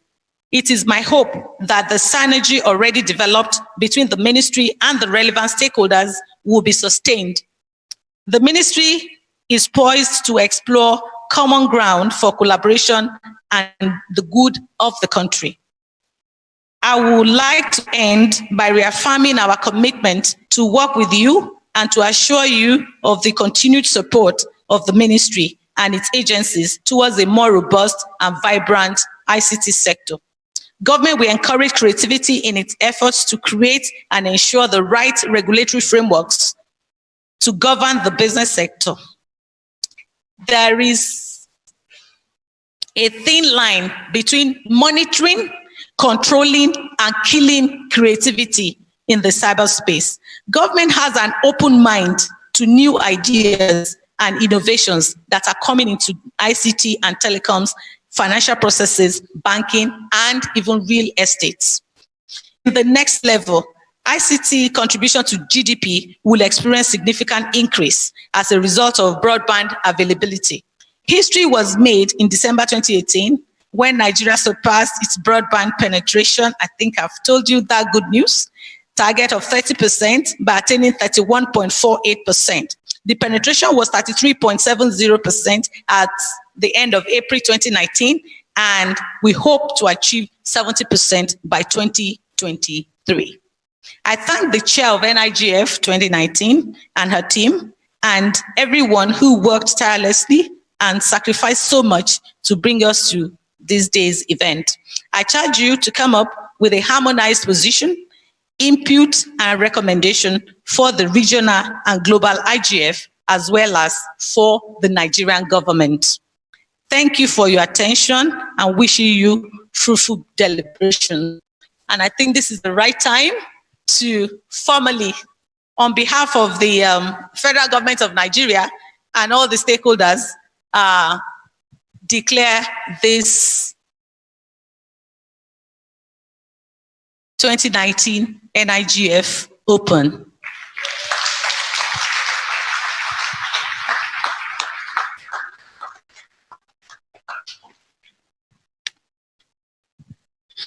Ladies and gentlemen, Mrs. Uda just performed the most important function of this event. And I heard you applaud her. I'm reluctant to ask you to applaud a second time, but she deserved it. Would you do her that honor? She's very widely traveled. She's represented Nigeria at several international events. And she's been in the industry for 30 years. Now that doesn't tell you her age, but ever since she left youth service, she's been working for Nigerian government. She did a lot of work in the Federal Office of Statistics. She moved to ICT. She was Minister of Finance. She's now Minister of Communications. And she's such a person that when she writes her thoughts down, they're worthy of a paper. She simply just talks and writes very quickly. You saw her present. I thought she was reading the speech from by the Permanent Secretary, and she finished and said, "Can I now read the speech?" Now, I don't know which you prefer, the read speech or the, but I would not make a judgment publicly. All I can do is to thank her for doing both and to also extend our gratitude to the Permanent Secretary for accepting to send her as a worthy lieutenant to come and deliver the keynote address. I want to say too that she was a member of the class 26 of the Lagos Business School. At the time, Nigerians thought that civil servants couldn't go to the Lagos Business School. It was expensive, it was serious, it was managerial. What would a bloody civil servant be doing in Lagos Business School? But she came top of that class. Wouldn't you want to applaud a lady for fantastic woman? She doesn't like me talking about her, but we have things in common. Thank you, Ms. Zudo, for the performance and for coming. So I have a few announcements,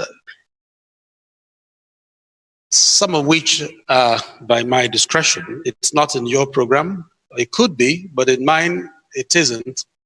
But I'm tempted to ask you to remain seated and to ask panelists who will be performing their own role later in the day to join the top table, and then ask the sponsors and the reps to please also come so we can have photographs. All speakers, members of the faculty for this event, and sponsors, would you please step forward?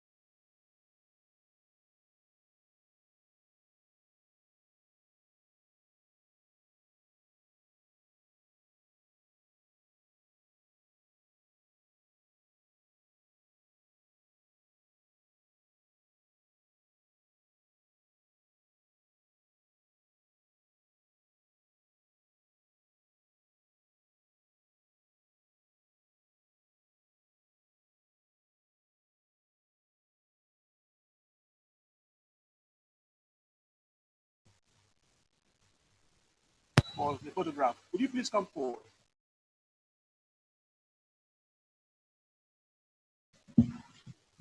Thank you.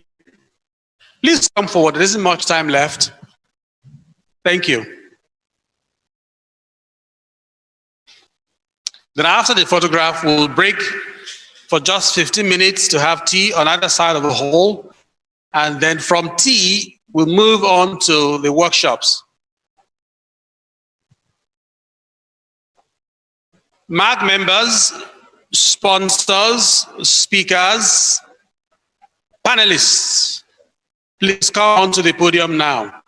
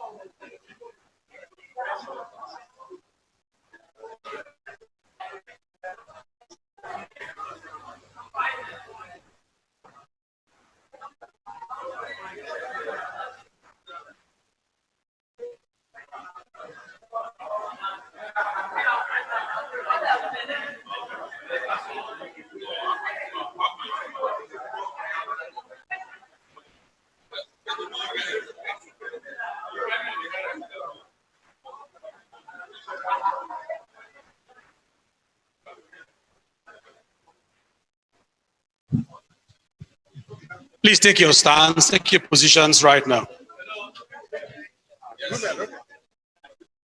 What you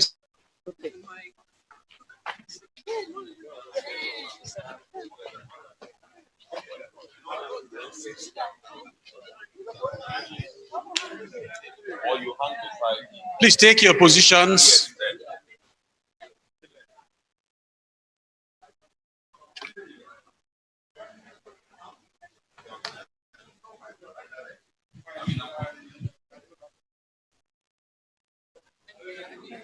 I am supporting you. Peter, they won't see your face. So.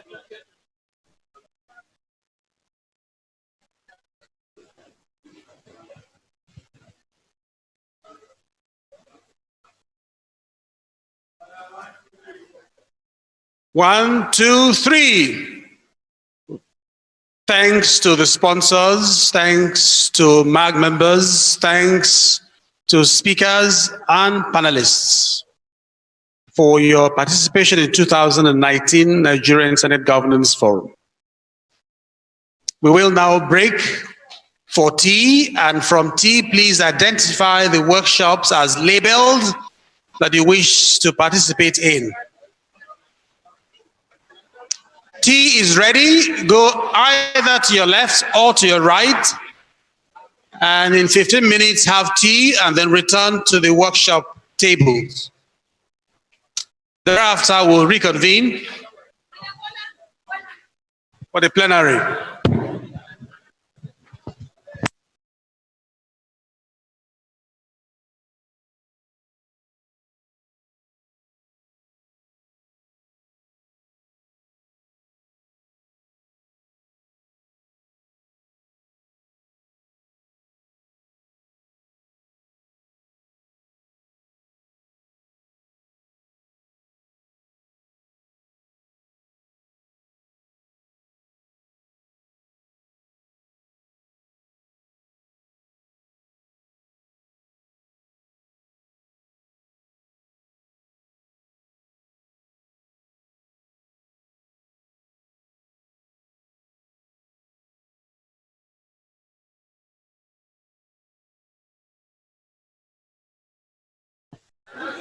Well, the members of the VIP, the speakers, sponsors, MAG members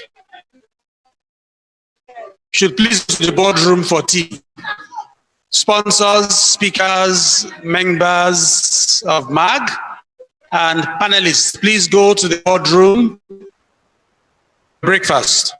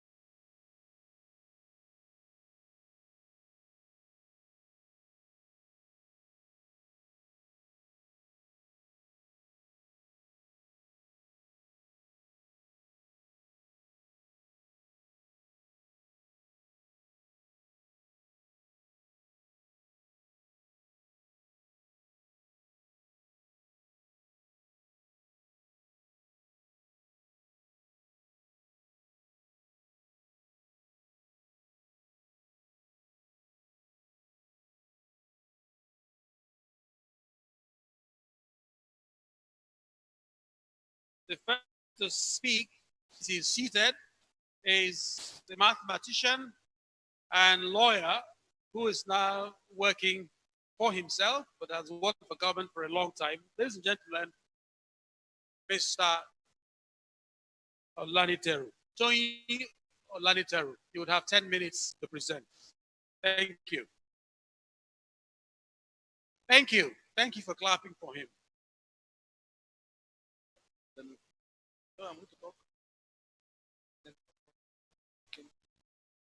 Good afternoon, everyone.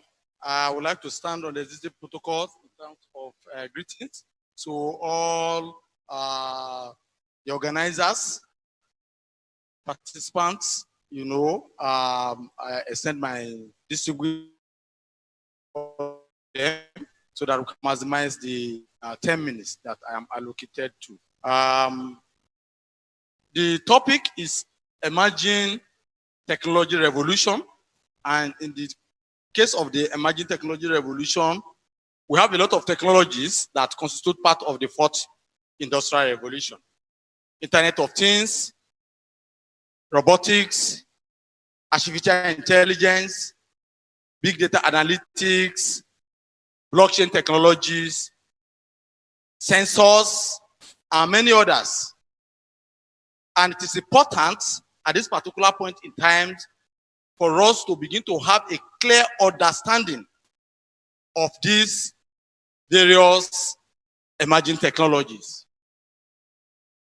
This is because they have a lot of implication for our future, which has already emerged. One of the most important technology that is greatly disrupting our way of life and the way we work is blockchain technology. This blockchain technology has serious disruption in terms of its impact in both the traditional information systems environment, which we refer to as centralized information systems environment, and also in the decentralized information systems environment, or what we refer to as blockchain or distributed ledger technology environment. I'm going to be talking mainly on this because all the other emerging technologies that constitute the digital disruption, whether robotics, artificial intelligence, big data analytics, is going to happen in these two spaces. In the first case, which is the traditional information system environment, or what we refer to as centralized information system environment, which is CC. The information representing architecture is centralized. So all informations are on the server. But the disruption we are having now is that information, however the information is gathered, don't have to be in a centralized location, but it can be decentralized. And when it is distributed and decentralized, you have it in what we now refer to as blockchain or distributed ledger technology environment. So the idea of CC and DC is used to show us that for simplicity, so that people can understand very clearly, not the technical aspect of saying traditional information system environment or blockchain. There's somebody look.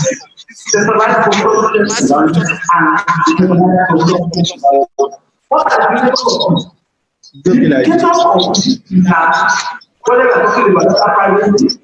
yes, we need the same standard as the environment in which this is for example, the visit can you increase this one? Let's use it's not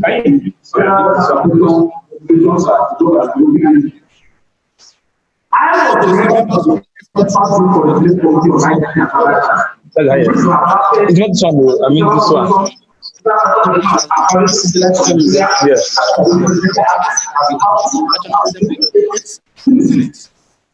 It's National Assembly. The truth of the matter is that GDPR itself has because I told you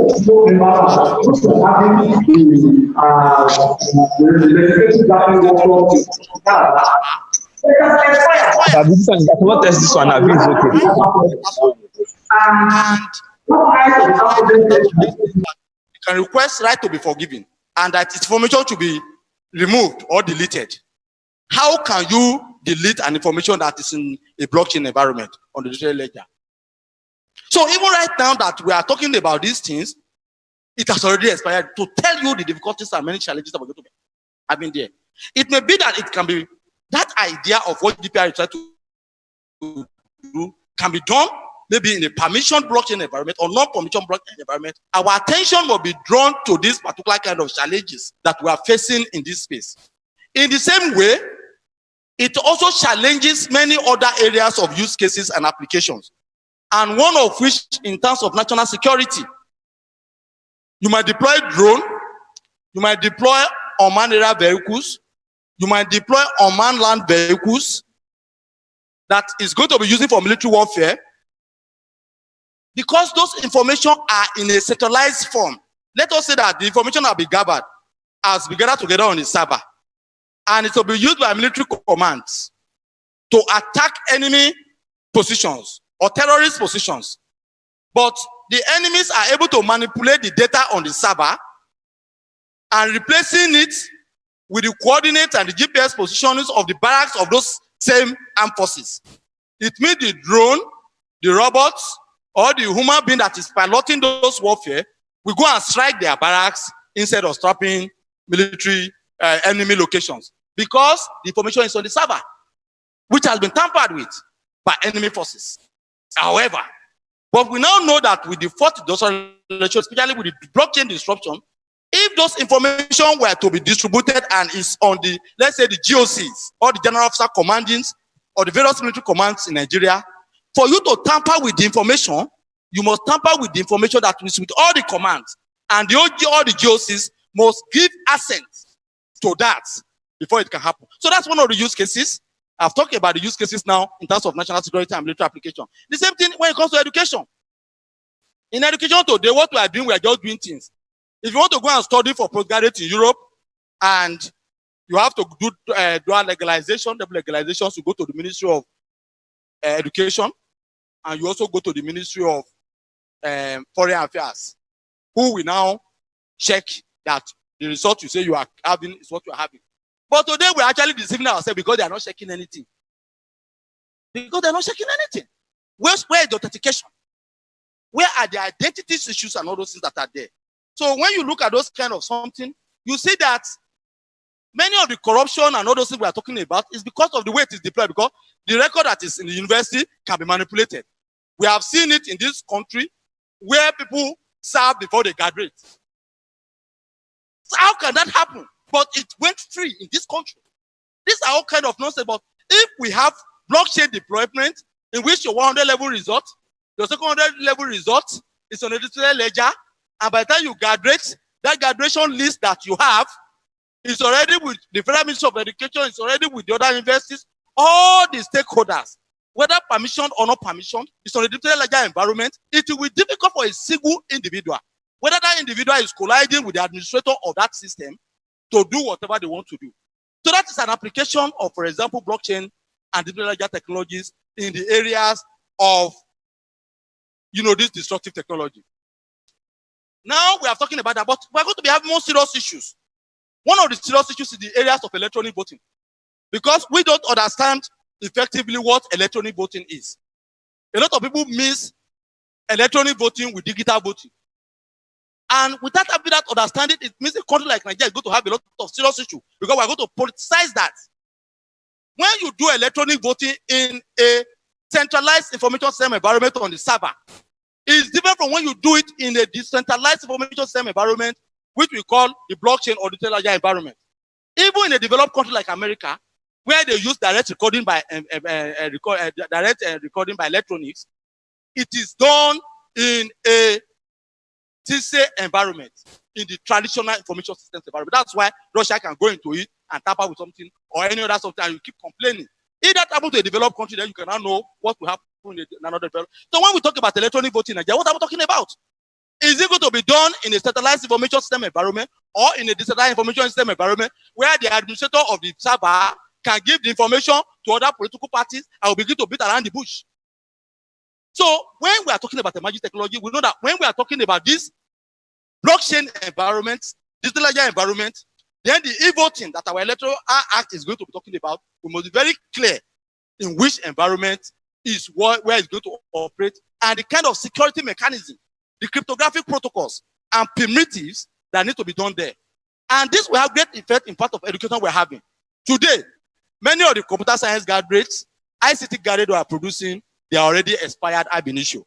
Because all the curriculum designs is programming and coding in the traditional information systems environment, which is the centralized information systems environment. Whereas the use cases and applications that we begin to face now, they are happening in the decentralized information systems environment.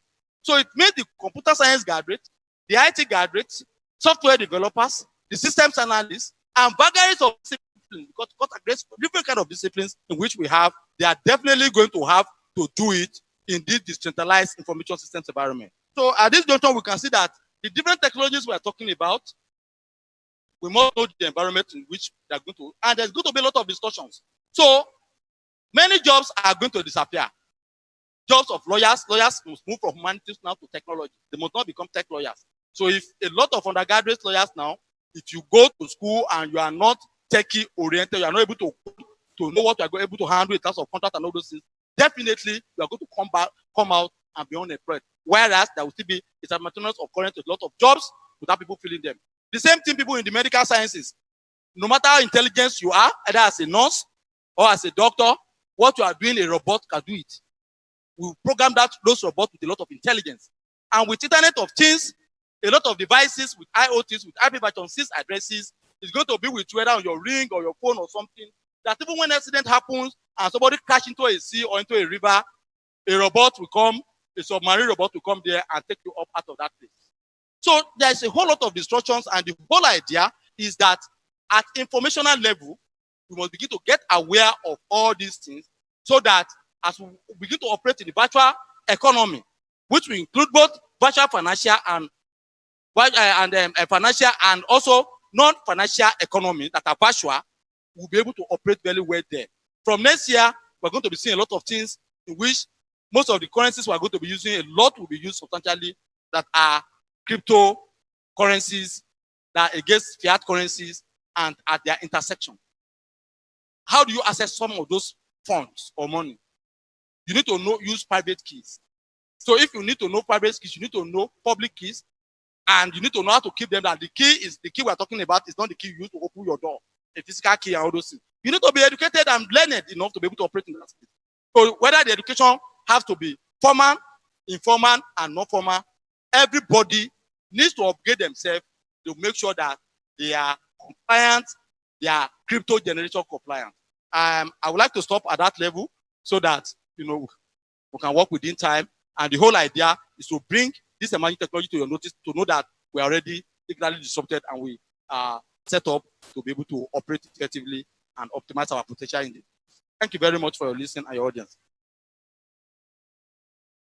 Thank you. Thank you. Thank you for applauding him. We'll take the second last presentation coming from Engineer Honor. Please welcome him again as he makes his way to the lectern. Thank you.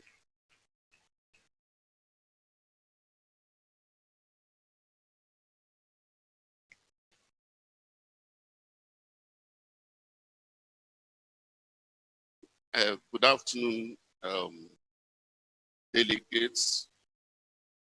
I will wish to stand on the existing protocol. I want to talk about 5G, the perspectives of 5G,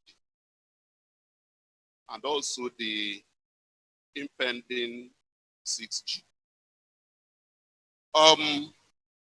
I prepared some slides, but it seems it's not working. So we all know that really 5G is a few generation networks. And 5G is a mobile and wireless system. 5G actually started in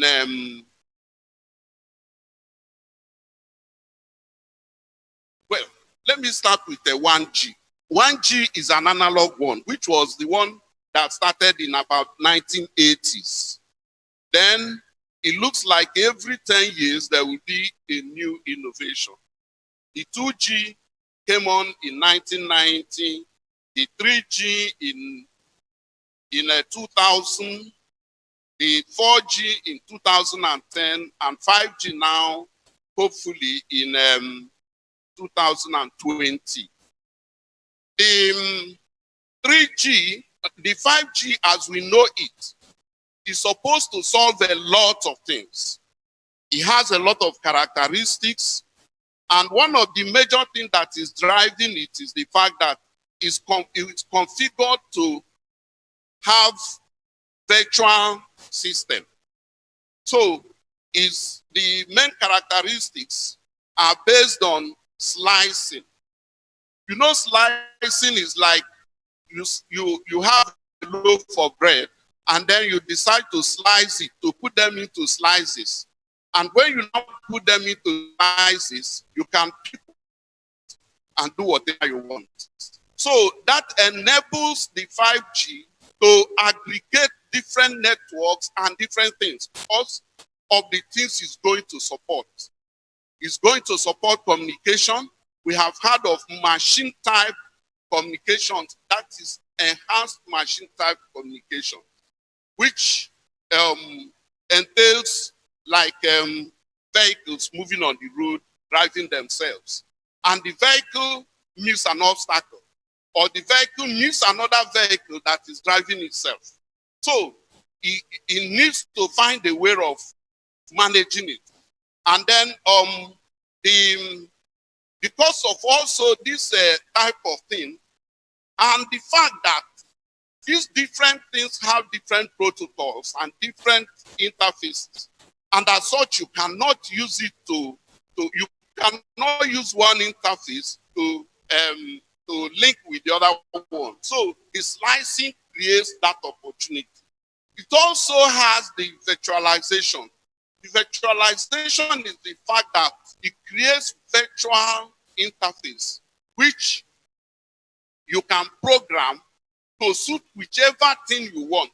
Any type of network, any type of communication you want, you can use it to it. It also has softwareization. These are new grammars coming up. The softwareization is that before you have hardwired, but now they are no longer hardwired, they are no longer purely hardware. You can program it. You can define the way you want to do it.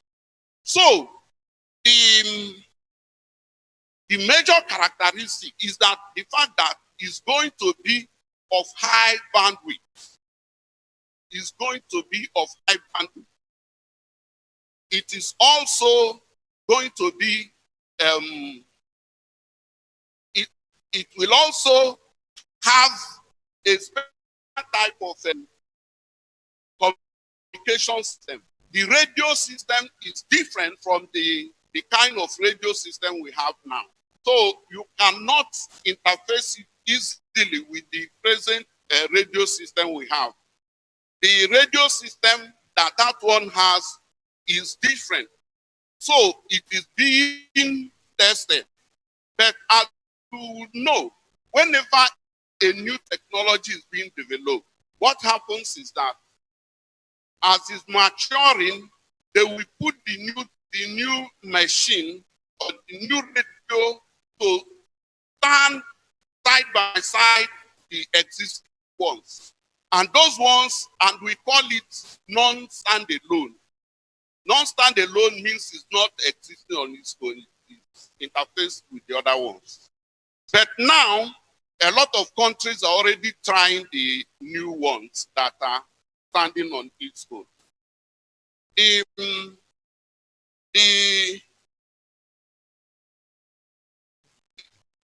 it will have a latency. Latency is the delay, the communication. As of now, we have very high latency. Thank you very much. Please.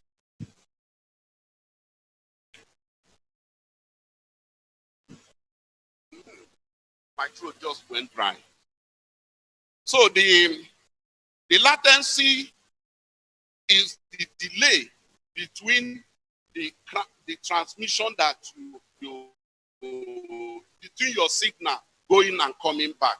And sometimes, you know, if you are talking with somebody abroad, you notice there's a serious delay. So this one is countering it because of the kind of system that it also has a very serious throughput, which is 10 gigabytes. It has a communication of about 1 million connections per kilometer. It is also very mobile. Now, the original one, which was like the 3G, the maximum that speed a car can go on 3G is 150. Once you are talking and you are running beyond that, the system will not be able to roam into the next network. So the 4G, which is the LTE, made it 350, but we couldn't even use 4G extensively because maybe two adjacent stations are not the same. So once you roll out from the other one, you are now into a non-4G network. Then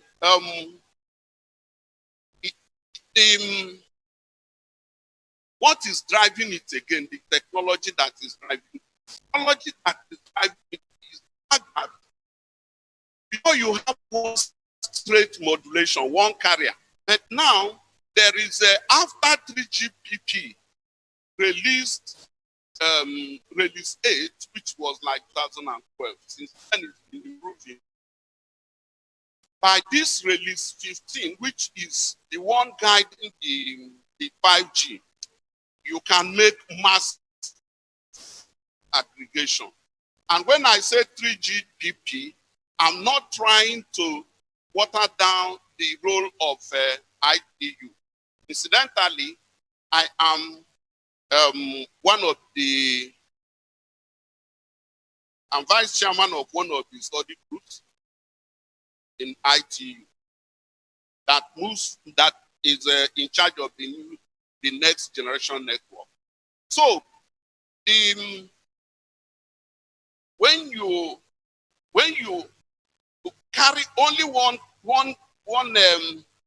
carrier, it can only make a maximum of 20 megabytes. So we are talking of one.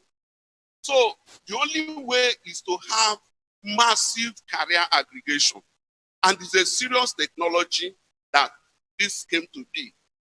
And it can aggregate several carriers to make up the bandwidth you want. There's also a technology of the antenna, the MIMO, multi-input, multi-output. This technology, they used to have only 2, but now it has been increased to quad and also is massive to be able to get this very bandwidth. It also uses beamforming to direction the signal. Well, we know this is just a kind of it is a kind of awareness, not to talk in pure details, because pure details will take us more time. But there is something again he uses, which has not been developed. That thing is called local Wi-Fi assisted network, Wi-Fi assisted access, LTE in unlicensed band. These are the things that you use. The what it does is, assuming like we are having a conference here, you do not need to latch onto any of the network. The network sees the Wi-Fi here, which they had already installed. And by the time you come here, automatically your phone now roams into the Wi-Fi. And of course, the Wi-Fi has a higher bandwidth and you can do a lot of streaming. So it's using it. But the unfortunate thing is that these things have not been synchronized globally. And a lot of frequencies that have been earmarked for that have also not been synchronized. Let me just go to the challenges. I wouldn't need to talk about the spectrum. The challenges.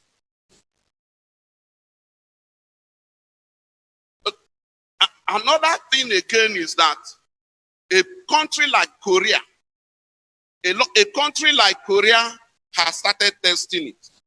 Why are they able to test it? They're able to test it because they have very dense and close base stations. This one needs high densification of base stations. By that, we mean that base stations will be very close to each other, because you may know that the more you go away from a base station, the more the integrity of the signal goes down, the less the throughput you get. So the integrity of the signal must be very high for you to get a high throughput. And for you to achieve that under this kind of technology, the base stations have to be very close. Already before, Korea had such in their plan, but and it was easy for them to latch onto that. In Nigeria, we have problem with this because of right of way, because of a lot of people that are trying to get a lot of money from the operators, and because of a lot of other things. The challenges include politics, also include achieving the economies of scale. I hear when we are told that we should develop, that we should look up to Facebook, we should look up to Google, and we should develop our business plan to thrive like this. I want you to be very careful. Reasons are that because of the country where they are, because of their economy, because of the kind of politics they have, they're able to thrive. Because Facebook primarily gets its money from advertisement. So if you want to model your own,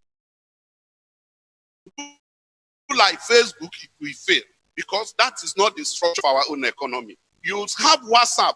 WhatsApp also thrives on things like adverts. China cut them off, but it's government that is sponsoring China's battle. And Korea also, even Japan, but Japan has money. So when you are modeling, you need to find a way what will make it thrive. And we have, I will come to why now they are thinking of 6G. The other thing we have here is the broadband penetration. Somebody has talked about it. We don't have the penetration that we need, like fiber, because the base stations, to achieve this thing, the base stations have to be fed by fiber or high throughput microwave link. We have multiple taxation, security infrastructure. So the technologies that are driving this include machine learning. Machine learning as artificial intelligence allows the machine to learn a new environment. It's not the pre-programmed one. As it is moving, it will learn the environment and then adjust to. I had mentioned carrier aggregation, gene forming. The modulation scheme is a high modulation and very intricate modulation scheme to be able to achieve that. And then, of course, big data and cloud computing. I wonder how many of our universities are studying these things now. Then, I will now go to briefly just go to why they are thinking of the next gen. The next gen, they have already started developing it. And the issue is that now that they are developing it, where is Africa? Most of the developments of the standards come from the contributions that are made by different countries. So you can articulate your proposal and send it to them.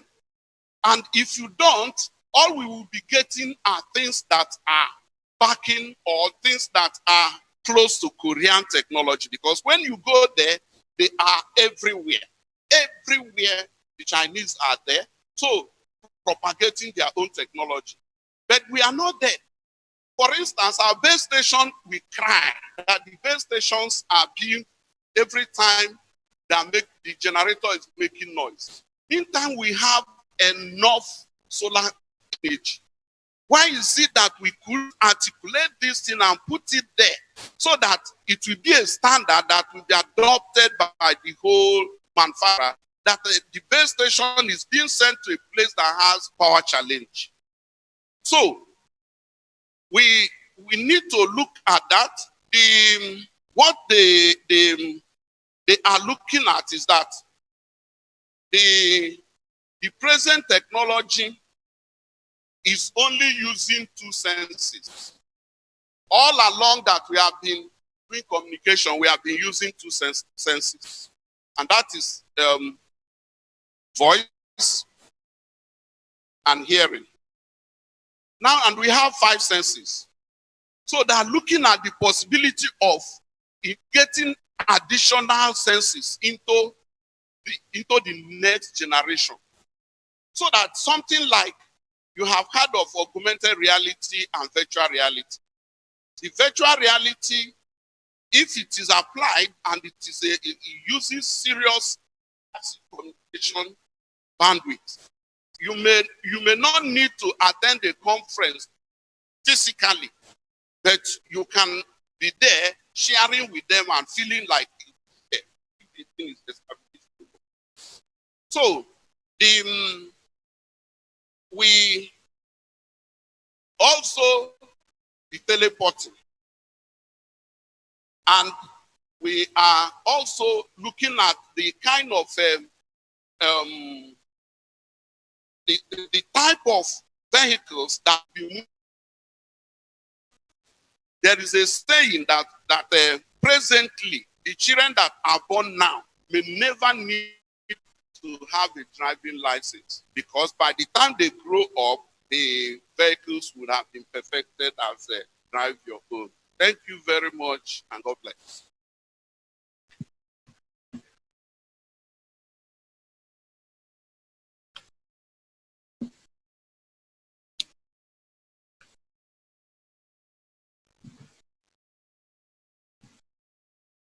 Thank you for applauding Engineer Honor as well. They were to speak for 20 minutes in all, and then take questions for 10 minutes. But I know they overshot their time, but I still want to ask you to indulge them and let them take your questions. Who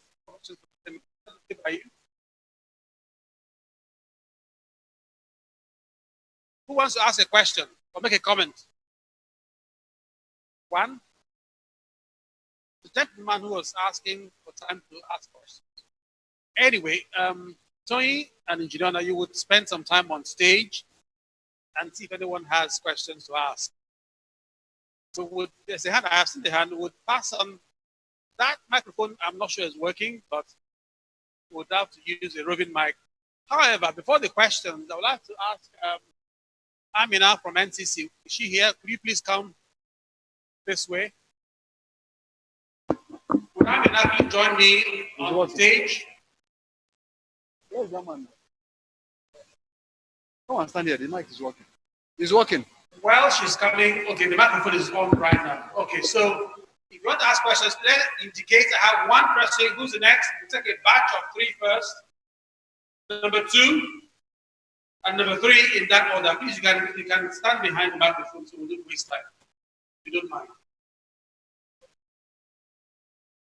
The lady coming on stage has a special gift to a certain category, or certain categories of participants, moderators of the panels, the panelists themselves, the speakers like both of them, and the sponsors. She's going to give you a ticket, access card. She will explain when you meet her what the access card is all about, but it's a blue kind of access card. I brought her up here to show you so you know who Admiral is. There are several admirals, but hers is special. She comes from NCC. Dr. Chidi.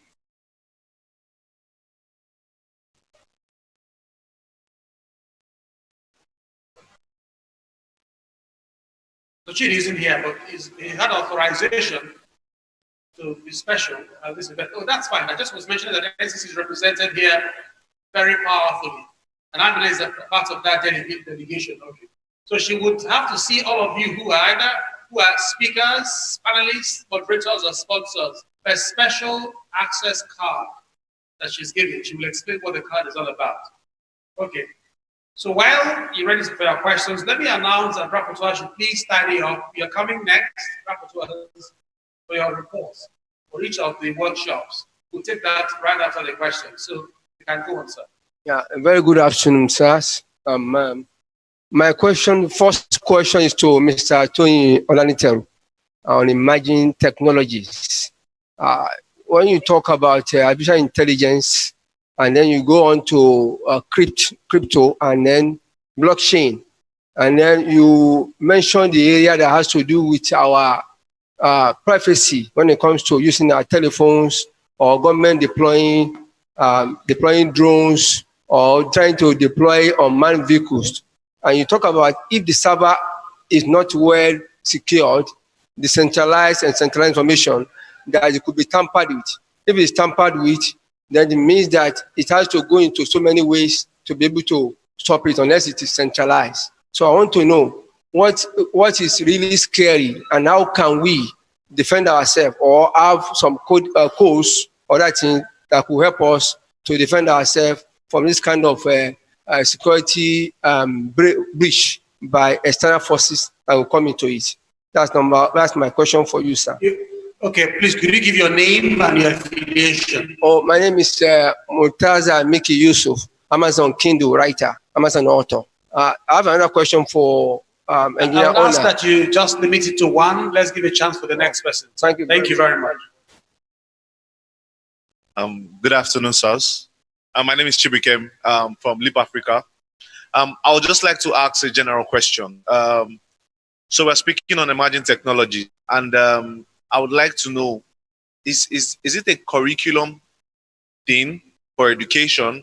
Because when we talk about emerging technologies, I'm talking about AI, I'm talking about drones. These are not skills that we are learning in schools presently. And these are not skills that we don't see being implemented in the next 5 to 10 years virtually. Although we now have hubs and private organizations that are teaching these skills outside of school, but what's the role of the government and even private sector bodies, organizations in making this work? That's my question. Thank you. The last one before we go to them.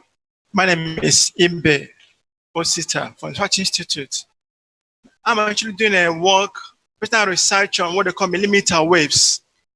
Naturally, gives birth to high band networks, like Mr. Ogurali said. Now, millimeter wave actually, writes on what you're saying here, and it can only go as far as 10 gigabyte, 10 gig bandwidth, which is even more than the 5G and 6G we're talking about. The major and ITU, actually, the base ITU, most of the times are based on ITU recommendations. Within the tropics, like where we are here now, REM plays a havoc to the data that we actually, in tropics actually is more than what obtains in temperate countries. Therefore, data they use, data there are used for designs here.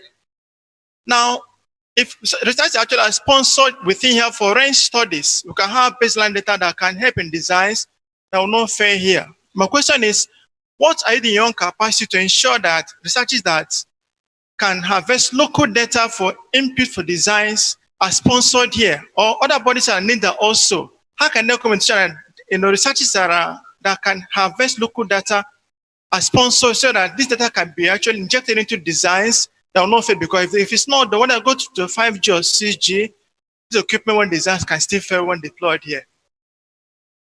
Okay, so we'll have you respond, and either of you can for any of the questions. Okay, thank you very much.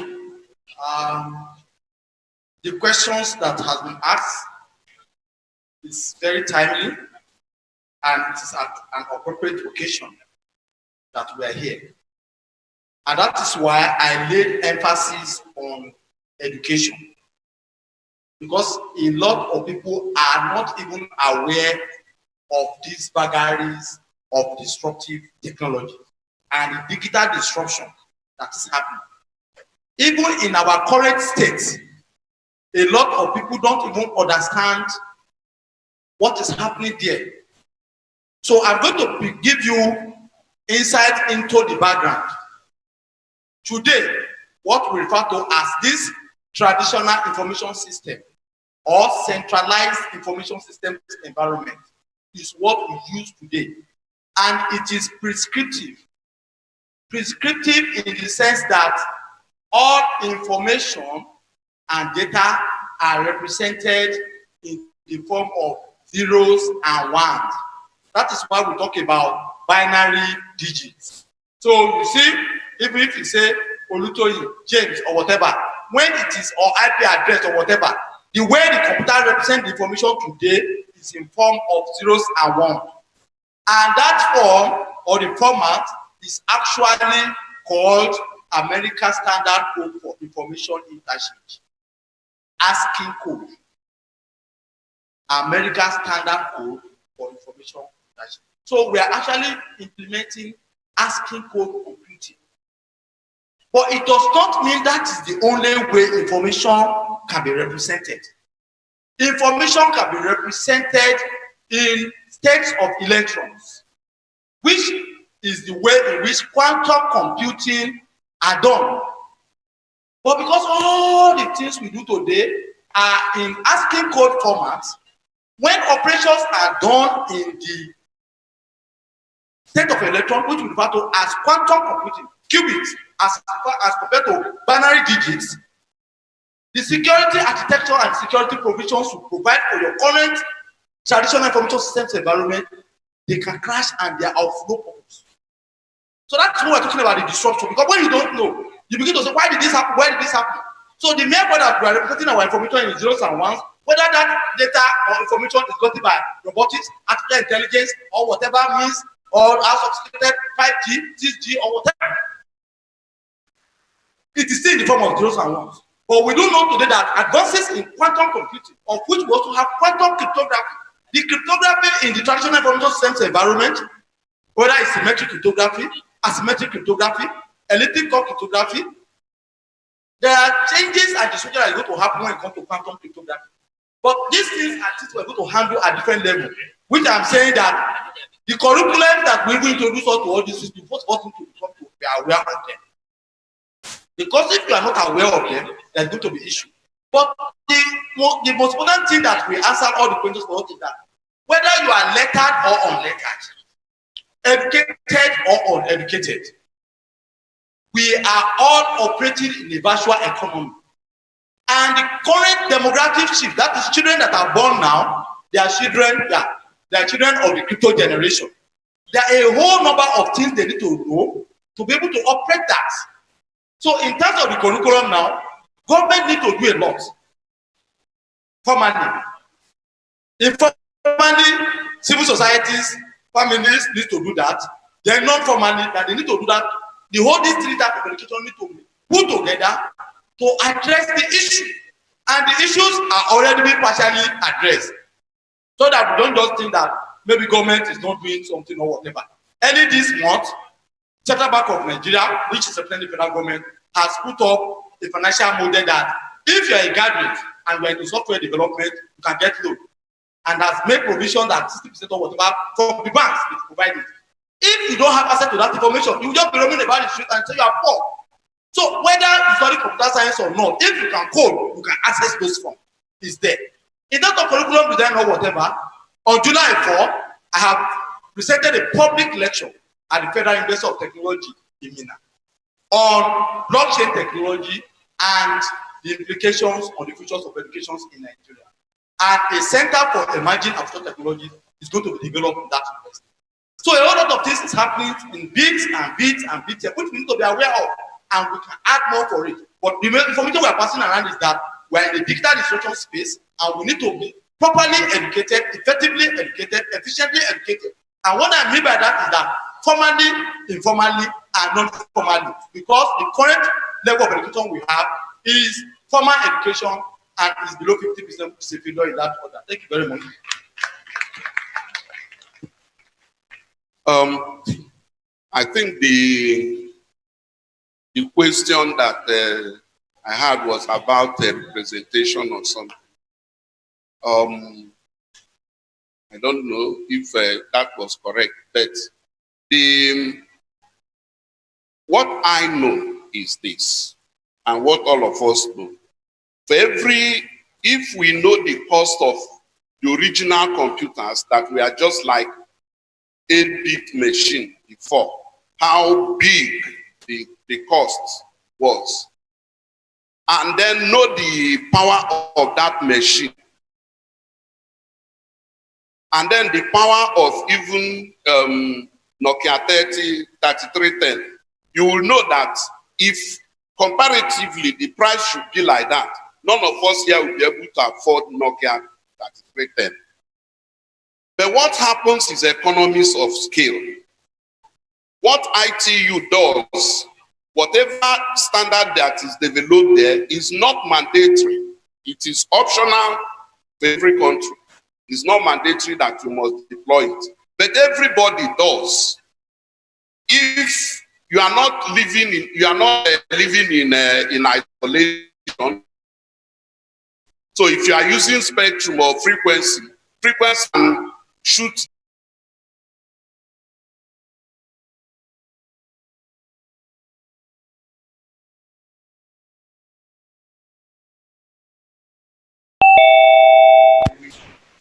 we used to get radio, the GBC, Ghana Broadcasting Corporation, the TV.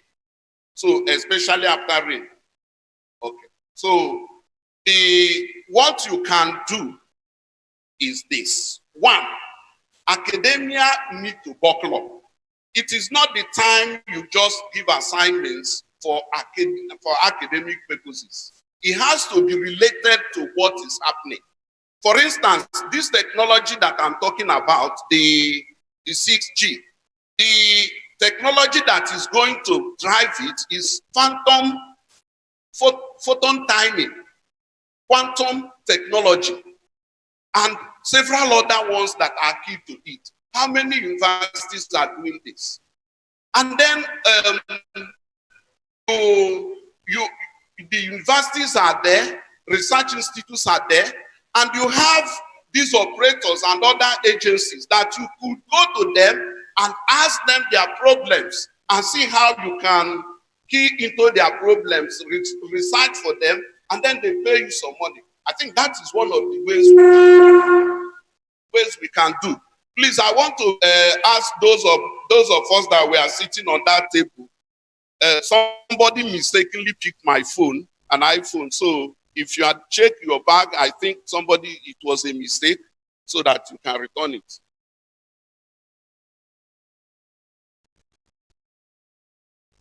I would, first of all, let us thank them for this session. If you would please applaud.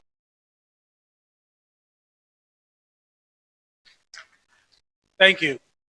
Thank you. We'll bring this session to a close. There will be no further questions. Thank you very much, gentlemen. And for those of you who are seated, please, again, be cautious of who is sitting next to you, and do mind your own personal property. Keep your effects very well. Don't trust them to anybody. And if you found Engineer Ona's phone, please do return it to him. It's an iPhone. You can't even use it. Okay. Now, I had announced that Amina would be giving out access cards. If you haven't got yours, please approach her now. She will explain the purpose. Access cards, blue access cards. And it's meant for speakers, sponsors, moderators, and panelists. Please step up to Amina, the young lady from the lady from NCC. She's got those access cards. It's very important that you have yours. I have mine already.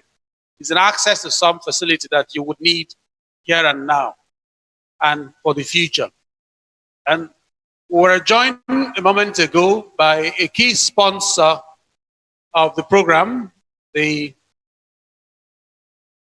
CEO of the Internet Exchange Point, Mohammed Rudman. I'd like him to just wave to the audience and say, I'm here as well. Thank you, Rudman. There's a popular demand that I hear for Rudman to be unassuming and to be less self-effacing and come to the front. There are seats in front for Rudman. Thank you. Thank you for the honor. Now we will take the short reports from the rapporteurs. They will go in the sequence you have in your agenda, in your program. There are 6 of them, and each has 3 minutes to quickly sum up the reports that will be used for the resolutions and communique of this conference.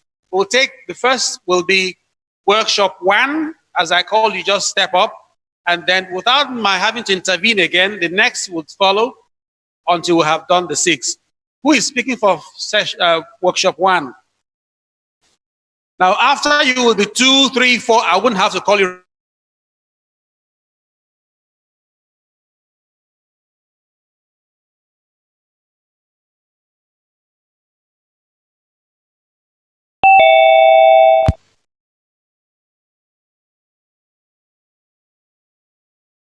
Good afternoon, everyone. My name is Upamode. I work with Expo Connect, and 3 minutes. That also includes your name and who you work for. of course, and I'm here to give the workshop report for workshop 1, which was access, diversity, and inclusion. Our topic was building inclusive internet governance initiatives through education. And what we did was that we discussed the to inclusion, access, and equal representation online. And we also identified ways through which local initiatives could contribute to solutions to these issues through education. So for the challenges we discussed was 1, internet access, which has to do with the availability of network infrastructure and power for people from these underrepresented regions that need to be included. And also we discussed the availability of internet, which mainly refers to cost of connectivity and availability of devices for people to connect.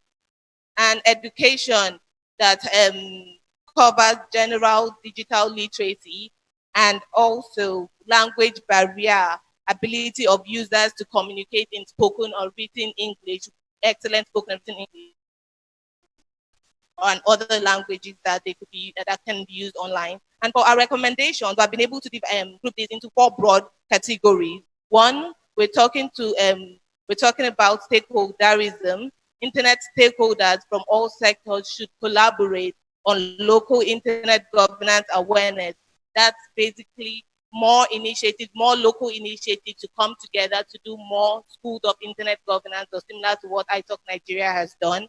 And then for formal education, we should develop a national strategy to promote internet governance. That's including internet governance in our school curriculum. And for informal education, we should be able to use traditional media to promote awareness on internet governance issues, and also using mainstream media to showcase the work that local initiatives are doing in addressing internet governance issues. This should also be covered on our mainstream media. Last but not the least, we are encouraging the participation of underrepresented groups in Nigeria. When we discuss underrepresented groups, we are talking about women and people with disabilities, and especially young people, youth, that basically we should be able to work with higher institutions to get students, Nigerian students, involved in internet governance. Thank you very much.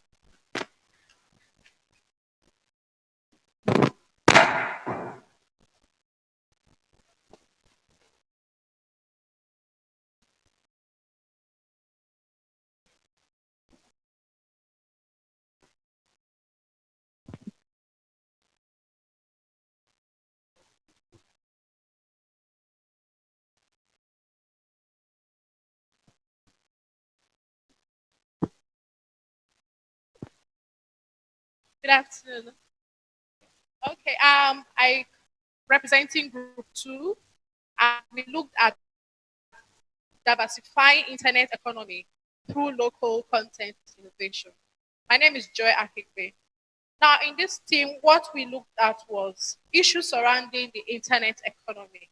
And we said that the internet economy has a lot of platforms, and there are issues surrounding those. Looked at data economy, access economy, and internet banking platforms. The limitations which we identified include low skill set of actors. With limited skill sets, those who are involved in innovation cannot do much. We have lack of originality and innovation, where issues are repeated and solutions are not original. We have limited research resource and ability due to lack of openness of data. We have lack of mentorship in digital business development, as most schools do not teach you how to code, for instance. You have to learn your HTML on your own. We have poor network quality, high cost of access, and the problem of digital divide and limited access. Now, in resolving these issues, we said there are solutions. There are things that can be done to improve this situation. These are our recommendations. We should encourage open data policy in order to create research and information to be available to people. When there's an open data policy, people can identify problems and then create solutions. We also say that it's necessary to have access to educational resources freely available on the internet through what we have as open access and open data. There should be creation of digital awareness like we have today. A lot of people are here for the first time and are getting to know that there are opportunities available through information. Government should also subsidize ICT facilities, such as acquisition of internet devices like computers and all other infrastructures that will enable internet access and increase quality. There is need to create a platform for digital business mentorship. Like I said earlier, people don't learn how to code in secondary schools like we have in other countries where children of 6, 7 years old can create applications. We should create such opportunities here in Nigeria. Government should also create incentives that will motivate the SMEs to take advantage of Africa free trade zones, that will motivate digital SMEs to exploit their products and access a larger market. There is need to safeguard and diversify internet economy opportunities for Nigerian entrepreneurs through local content, regulation and creation of local content. Through local content creation, Nigerians will be able to build new business opportunities and in fact be another good goal for Africa. Thank you.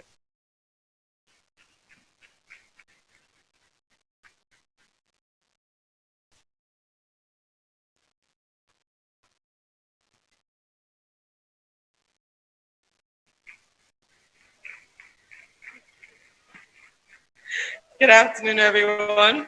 I'm sure we're all excited. A lot of women are coming up and presenting. I'll be speaking on the session 3, cybersecurity and trust.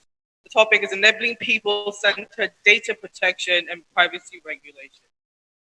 We need to regulate how our data is being managed. It is important to protect your data from misuse and from threat and from theft. Pieces of information posted online, when you aggregate it together, is being used to identify who you are. They're called key identifiers or unique identifiers.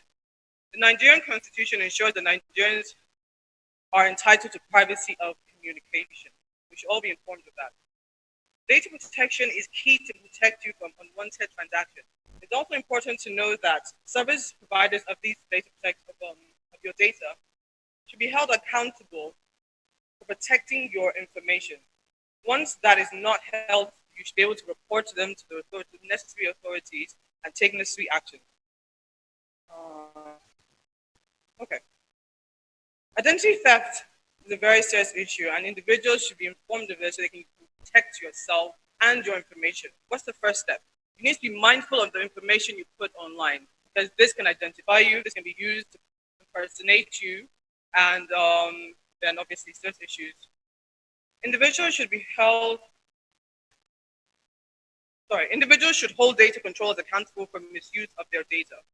Your data should not be used without your consent, meaning you need to give someone the right to actually use your information for whatever use, whatever third party they're passing it on to. You should give that consent. Sometimes you are unwillingly giving your consent when you click terms and conditions without reading them. Breaches of data protection, and your priority are subject to consequences according to Nigerian data protection regulation. Individuals, as I said earlier, are encouraged to report data breaches when they occur.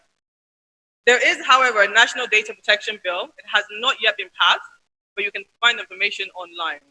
So you can read up about it and see what you're expected to, or what's going to be put in place. So in a situation where the regulation body enforces the law, and in the absence of the law, you can rely on the Constitution. Whoever is in a position or charged of holding data should ensure that the data is kept safe, as they will be held solely accountable for any misuse or any hack or any breaches to that information. Regarding communication of data protection and the laws and the policies that are put in place, there's a multi-stakeholder approach, meaning we have conferences like this, NIGF, where you're able to come and actually your voice is being heard, so you're taking that into account when these policies are being set. There are also international laws put in place to ensure that if your data is being held outside of the country, that it's also being held accountable, and people who are holding it are being held responsible according to those laws. There are international laws put in place to ensure that if the data holder is hacked, that means the information has been breached or extracted unwillingly, that they are held responsible. And they have a compulsory reporting mechanism, so they can't hide the attack. When the attack is actually being made, they have to report it, and there are certain fines that are put in place. So they're going to do everything they can to make sure your data is protected. So our recommendation is important to keep innovation in line with the fact that I know we're trying to be data protected and protect your data, but don't lose your creativity, don't lose innovation, don't say I'm not going to try and create this because I'm afraid of my information here and there. Self-protection is the first step, obviously, so it is important to restrict access to yourself online. The type of information you use, make sure you try and put some restriction access, like on your Facebook account, who has access to me, what they can see, what they can view, and how it's done. Even search, if you Google yourself, there should be some restrictions to how much information about you pops up online. We also have a role to play to ensure that a cyber safe is safe. We need to be conscious of how much information we're giving out and take time to look through our terms and conditions before we accept it. Nothing is free. So clicking anything and saying it's free, there are consequences. So make sure you read everything properly. Thank you very much.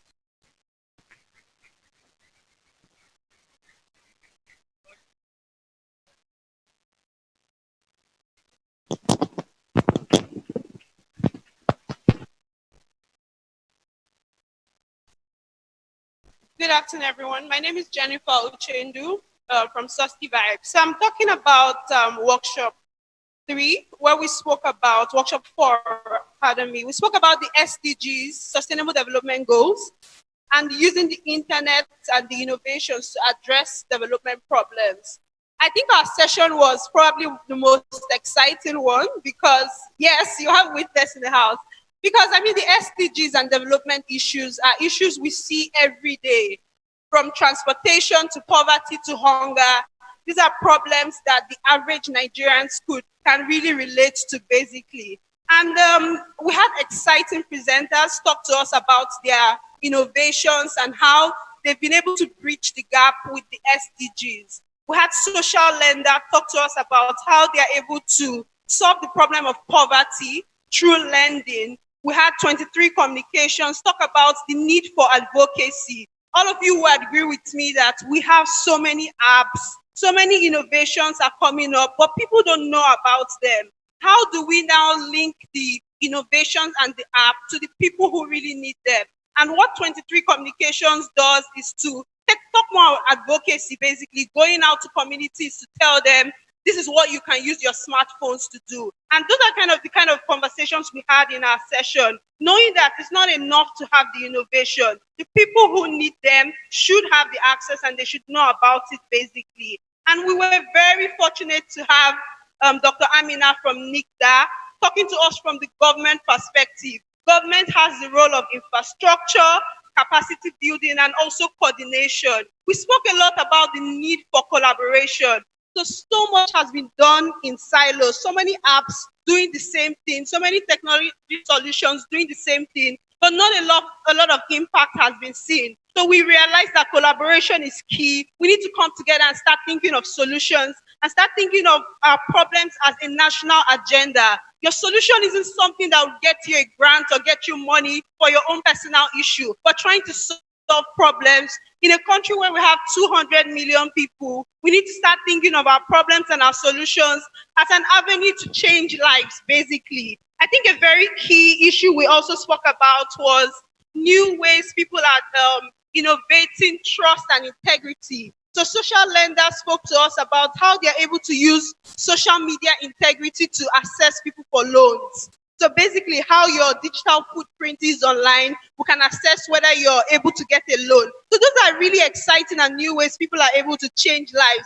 And it was really, really exciting to see that these are local indigenous solutions that have come up from Nigeria. We also learned that 6% of global innovations from the world come from Africa, which is really low. I mean, 6% from all of Africa. But it also goes to show that Nigerians are thinking, we're bringing up solutions. We need to scale up. We need to scale up if we want to achieve the SDGs, which is on Sustainable Development Goals, poverty, climate change. All of those issues would only happen if we can scale up. Thank you very much.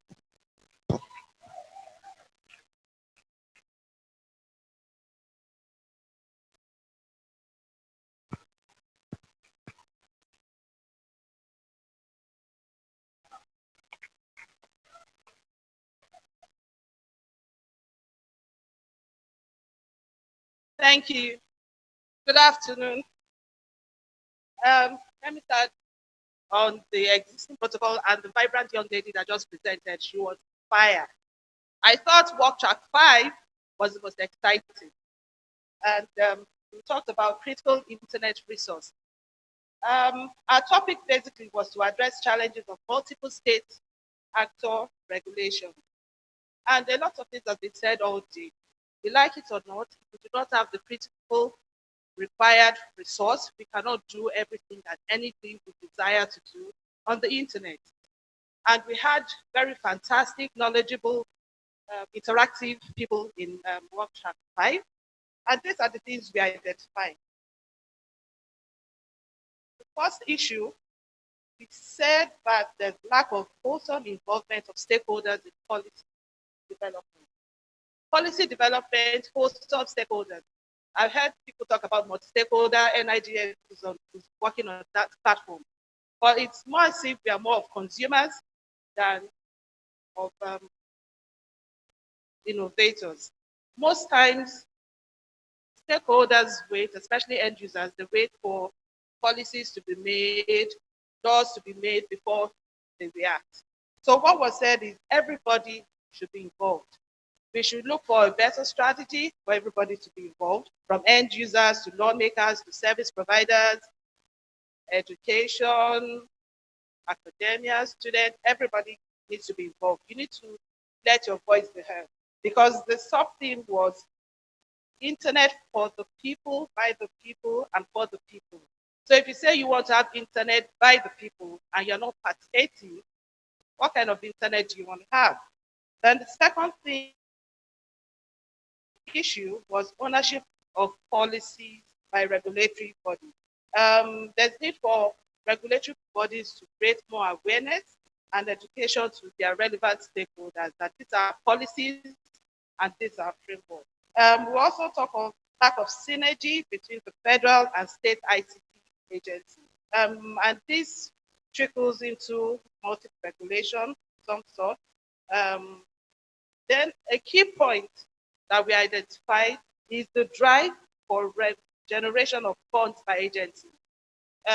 This is why some agencies would want to dabble or encroach into areas that is not primarily their own focus, because we want to generate funds. I think government should work on that. Interference of non-state actors in regulation of industry, that results into multiple regulations and overlap of functions as well. Another thing is the frequent change in policy. It leads to confusion for investors and it creates a bad image when it comes to ease of doing business. Absence of effective communication by agencies of government, and this would also lead to their lack of participation, because we had said earlier on that not everybody participates, but if there's not awareness by these agencies that this is what we do, this is what we are known for, our doors are open for this and that, people will not know and take advantage of such opportunity. Our recommendation, there's need to have a provision for a one-stop shop for centralized information for the industry. Maybe we should have an agency who would drive everything, a one-stop shop whereby an investor or even an existing operator goes to, because what we hear is you go to a particular agency and you want to get a permit and you have to go to like 10 other agencies to get permits. One agency should be the focal driver to give out all this information. There's need to strategize for collaboration, strategic collaboration between the federal and the state ICT agency. I know at a point in time, which I raised at the workshop 5, that the Ministry of Communications holds the NCCT conference. I think, I'm not sure if it still holds. It does, yes. So I did say to the representative from Abia State, I hope they're still in the hall. It says it's there, say to the governor, we should take advantage of that. So to deepen implementation of policies and eradication of multiple taxation at state level as well. There's need to review various laws. This is critical, and that's why we said, and we identified, for instance, I'm not sure we have members of National Assembly here. They're not here. There's need for them to identify overlaps and address such. Then we cannot ignore the role of the ministry, because as a regulator, you can only make mouth if your ministry has not given you approval. God bless you, madam. So your coordinating ministry should lead or spearhead the process of harmonization of policies or laws of agencies under them, because we have come to realize that the dynamism of this industry have created a lot of overlaps. Perhaps the industry should lead, synergize all these overlaps, and they can take it up from there. For instance, Ministry of Communications can look at the laws for NCC, NITDA, and all of that, while environment can look at NIRA and all of that. And at the ministry level, they talk at the federal level and they drive it, because it's buying and reducing investor confidence in the industry. A millennial amongst us suggested this. There's need for us to introduce an e-public hearing or contribution platform to encourage citizen participation. If we are talking about going digital, using the internet, the National Assembly maybe can adopt this in the process of their public hearing. So you can get across more people instead of limiting it to probably TV or the National Assembly complex.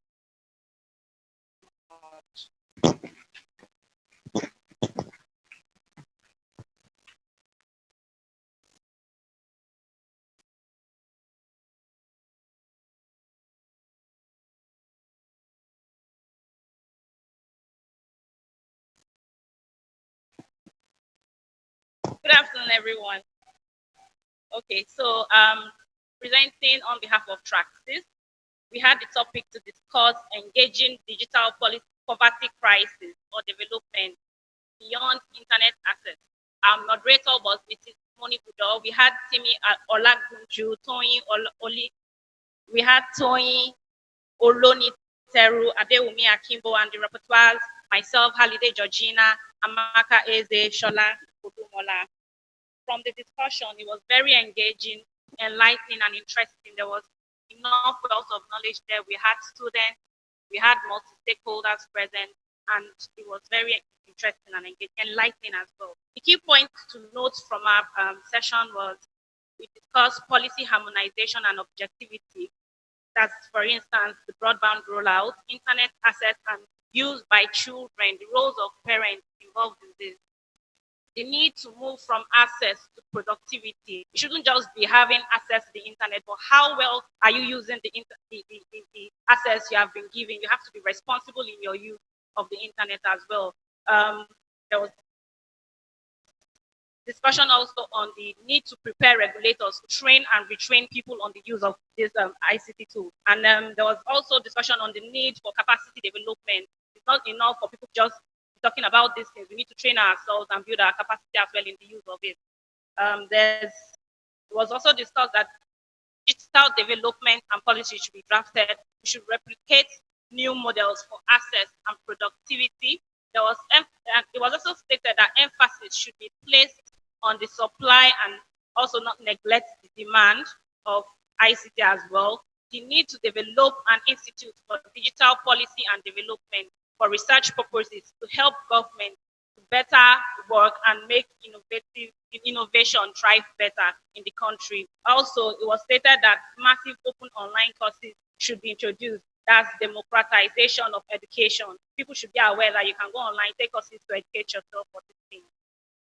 And then it was very critical that we understood that without education, it's as good as us doing nothing. So not understanding the forms of education will make us suffer from post-internet eras, and noting that the forms of education here are the formal education, the informal education, and the non-formal education. A market space should be created to accommodate those in the rural areas. While we are going forward, we cannot neglect those in the rural areas as well. There should be synergy and collaboration between stakeholders and avoid the misuse of assets. There's no need for everybody to be standing on their own. As my internet said, when we work together, we can go far together. There should be emphasis on the sharing of values that guide everything for the common good of the citizens, citizens of Nigeria to grow together and lift ourselves out of poverty. So, like we said, we are leaving no one behind. So there should be properly trained and guided economy useful for the community, which will create opportunities for everyone as well. So that's about the key points. Our recommendations were, someone suggested that telcos should have right of way, access, and then government participation too should increase so they can build networks. Government should adopt the use of ICT, and then there's need for development orientation in respect to communities. Still on the recommendation that education should be looked at, and then it should be included in the school curriculum. It should be reviewed as well. Let it be included in school so that people can start to learn early. Pressure should be mounted in NUC. That's just with school curriculum. And suggestion on the internet governance forum should not just be for older adults. It should be taken back to school for younger adults on campuses so that they can be aware early, just like the National Nigerian Youth Internet Forum that was held yesterday, encourage for more young people to be part of these campuses. There should also focus on parental control of the internet for responsible and productive use of the internet. That's cyber hygiene. There should also be comprehensive awareness for users as well as government. Then it's very important to note that training of girls in ICT is very encouraged to bridge the gender gap and make girls included. And I'm very excited that all the presenters of the group were females. So very interesting. Also, there is need to equip the rural community with ICT, engage the local government and enlighten them to push for more productivity. And then corruption should be tackled and addressed, because without tackling that, we can't do anything. Build local content to create wealth by job creation. And then it was emphasized that young people should not just sit down behind, because in our group we had students and they were encouraged that they should not just sit down, they should lend their voices, express themselves, and engage and learn more. And then it is time to upload knowledge and develop content to drive the economy. Governments should step up their tech hubs development in Nigeria, and then cyber hygiene should be looked into by government. Thank you very much. If you need any clarifications or anything, you can meet our moderator, Mrs. Moni. Thank you.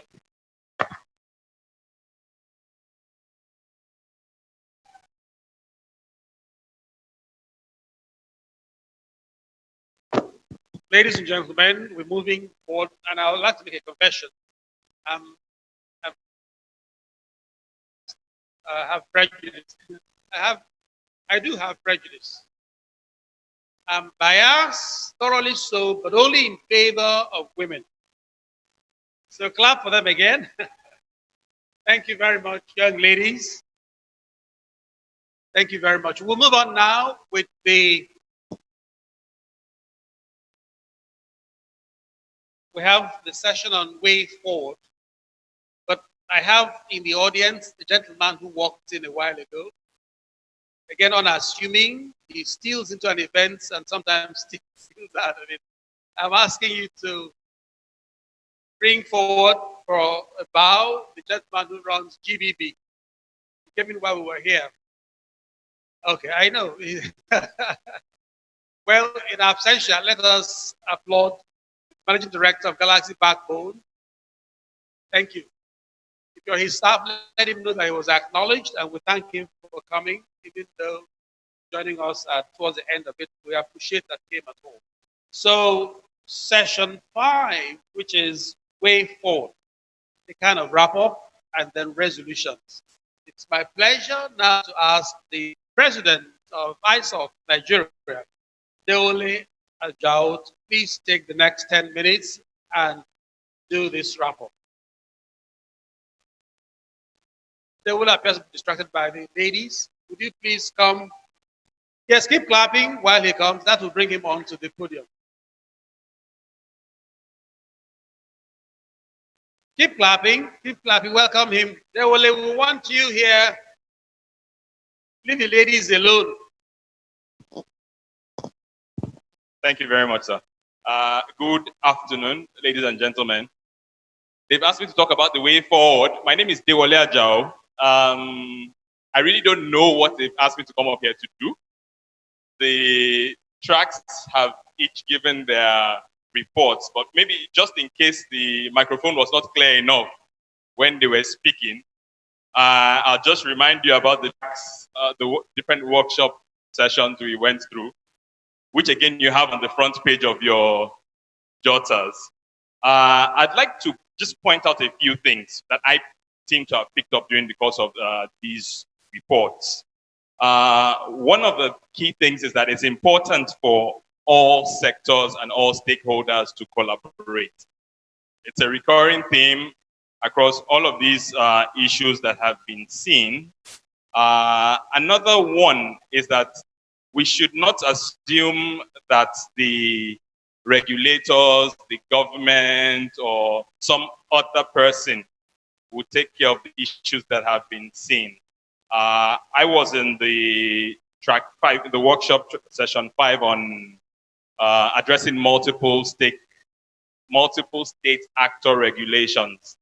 And I think that solution, or a key solution from there, will be applicable to all the different issues that we're looking at, which is for us as end users, as industry associations, to identify the different issues that we see, work together, and then push these forward to the point where they become laws that enable the different agencies to work in a way that they don't step on each other's toes or create issues for those of us trying to do business, those of us trying to innovate, those of us trying to teach, and all of that.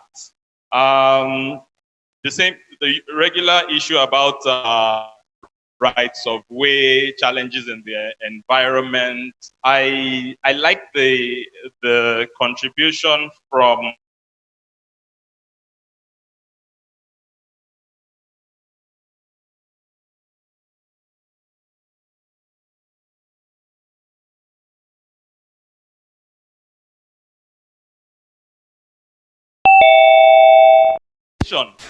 you shouldn't do it alone. You should work together with other regulators in the same space.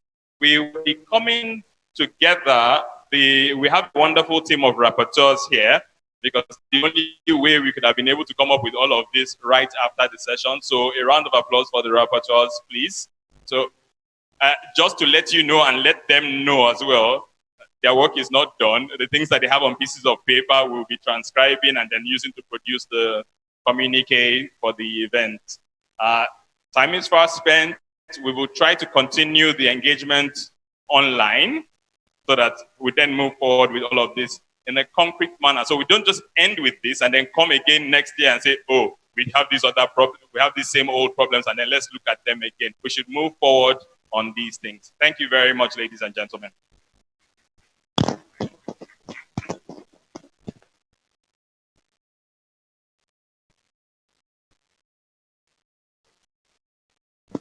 Okay, we're beginning to wind down. It's time for us to thank you in a special way. And many years back, Gabriel Okara, you know him, right? Gabriel Okara, he was an author. He's late. He died a month or two back, so he's been buried. But he was to be a guest lecturer when I was an undergraduate. I was in charge of that program. And then Chino Achebe was to give, it was Chino Achebe, some professor at the time, vote of thanks. And he began by saying there are two kinds of vote of thanks that I give: the short one and the long one. But because I'm so happy at this event today, I'm going to give the long vote of thanks. And we all scream, oh my goodness. It's time for lunch. We can't stand the long vote of thanks.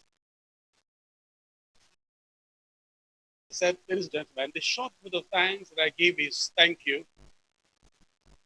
But the long one I'm going to give now is thank you very much indeed. And we all screamed and we're happy that. So NIRA is the secretariat of NIGF. I don't know what vote of thanks NIRA will give, whether it's a short one or the long one. But all I know is that I want to ask you to applaud Roadman Mohammed for the vote of thanks on behalf of the secretariat of NIGF.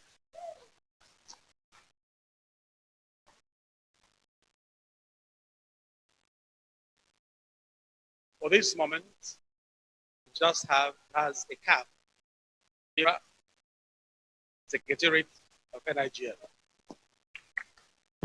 Thank you so much, Mr. MC. Thank you. Distinguished ladies and gentlemen, good afternoon.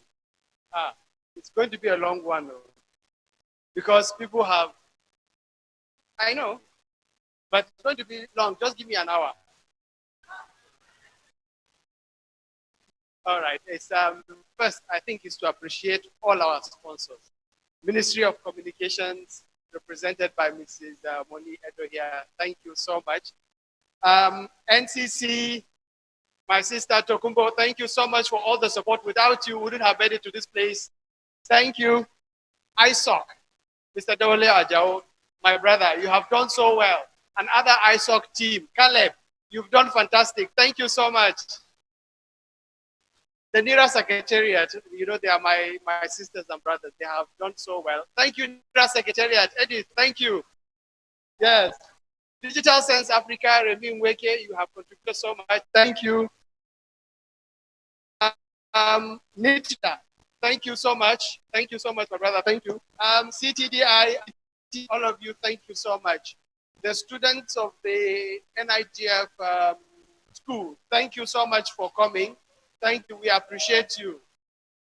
Yes, members of the press, we appreciate you. Thank you so much for covering this event and everyone that has contributed and everyone that has come here to give his time. Thank you so much for coming. We appreciate you, and we hope to see you next year, and we wish you a safe journey home. Thank you so much. Thank you.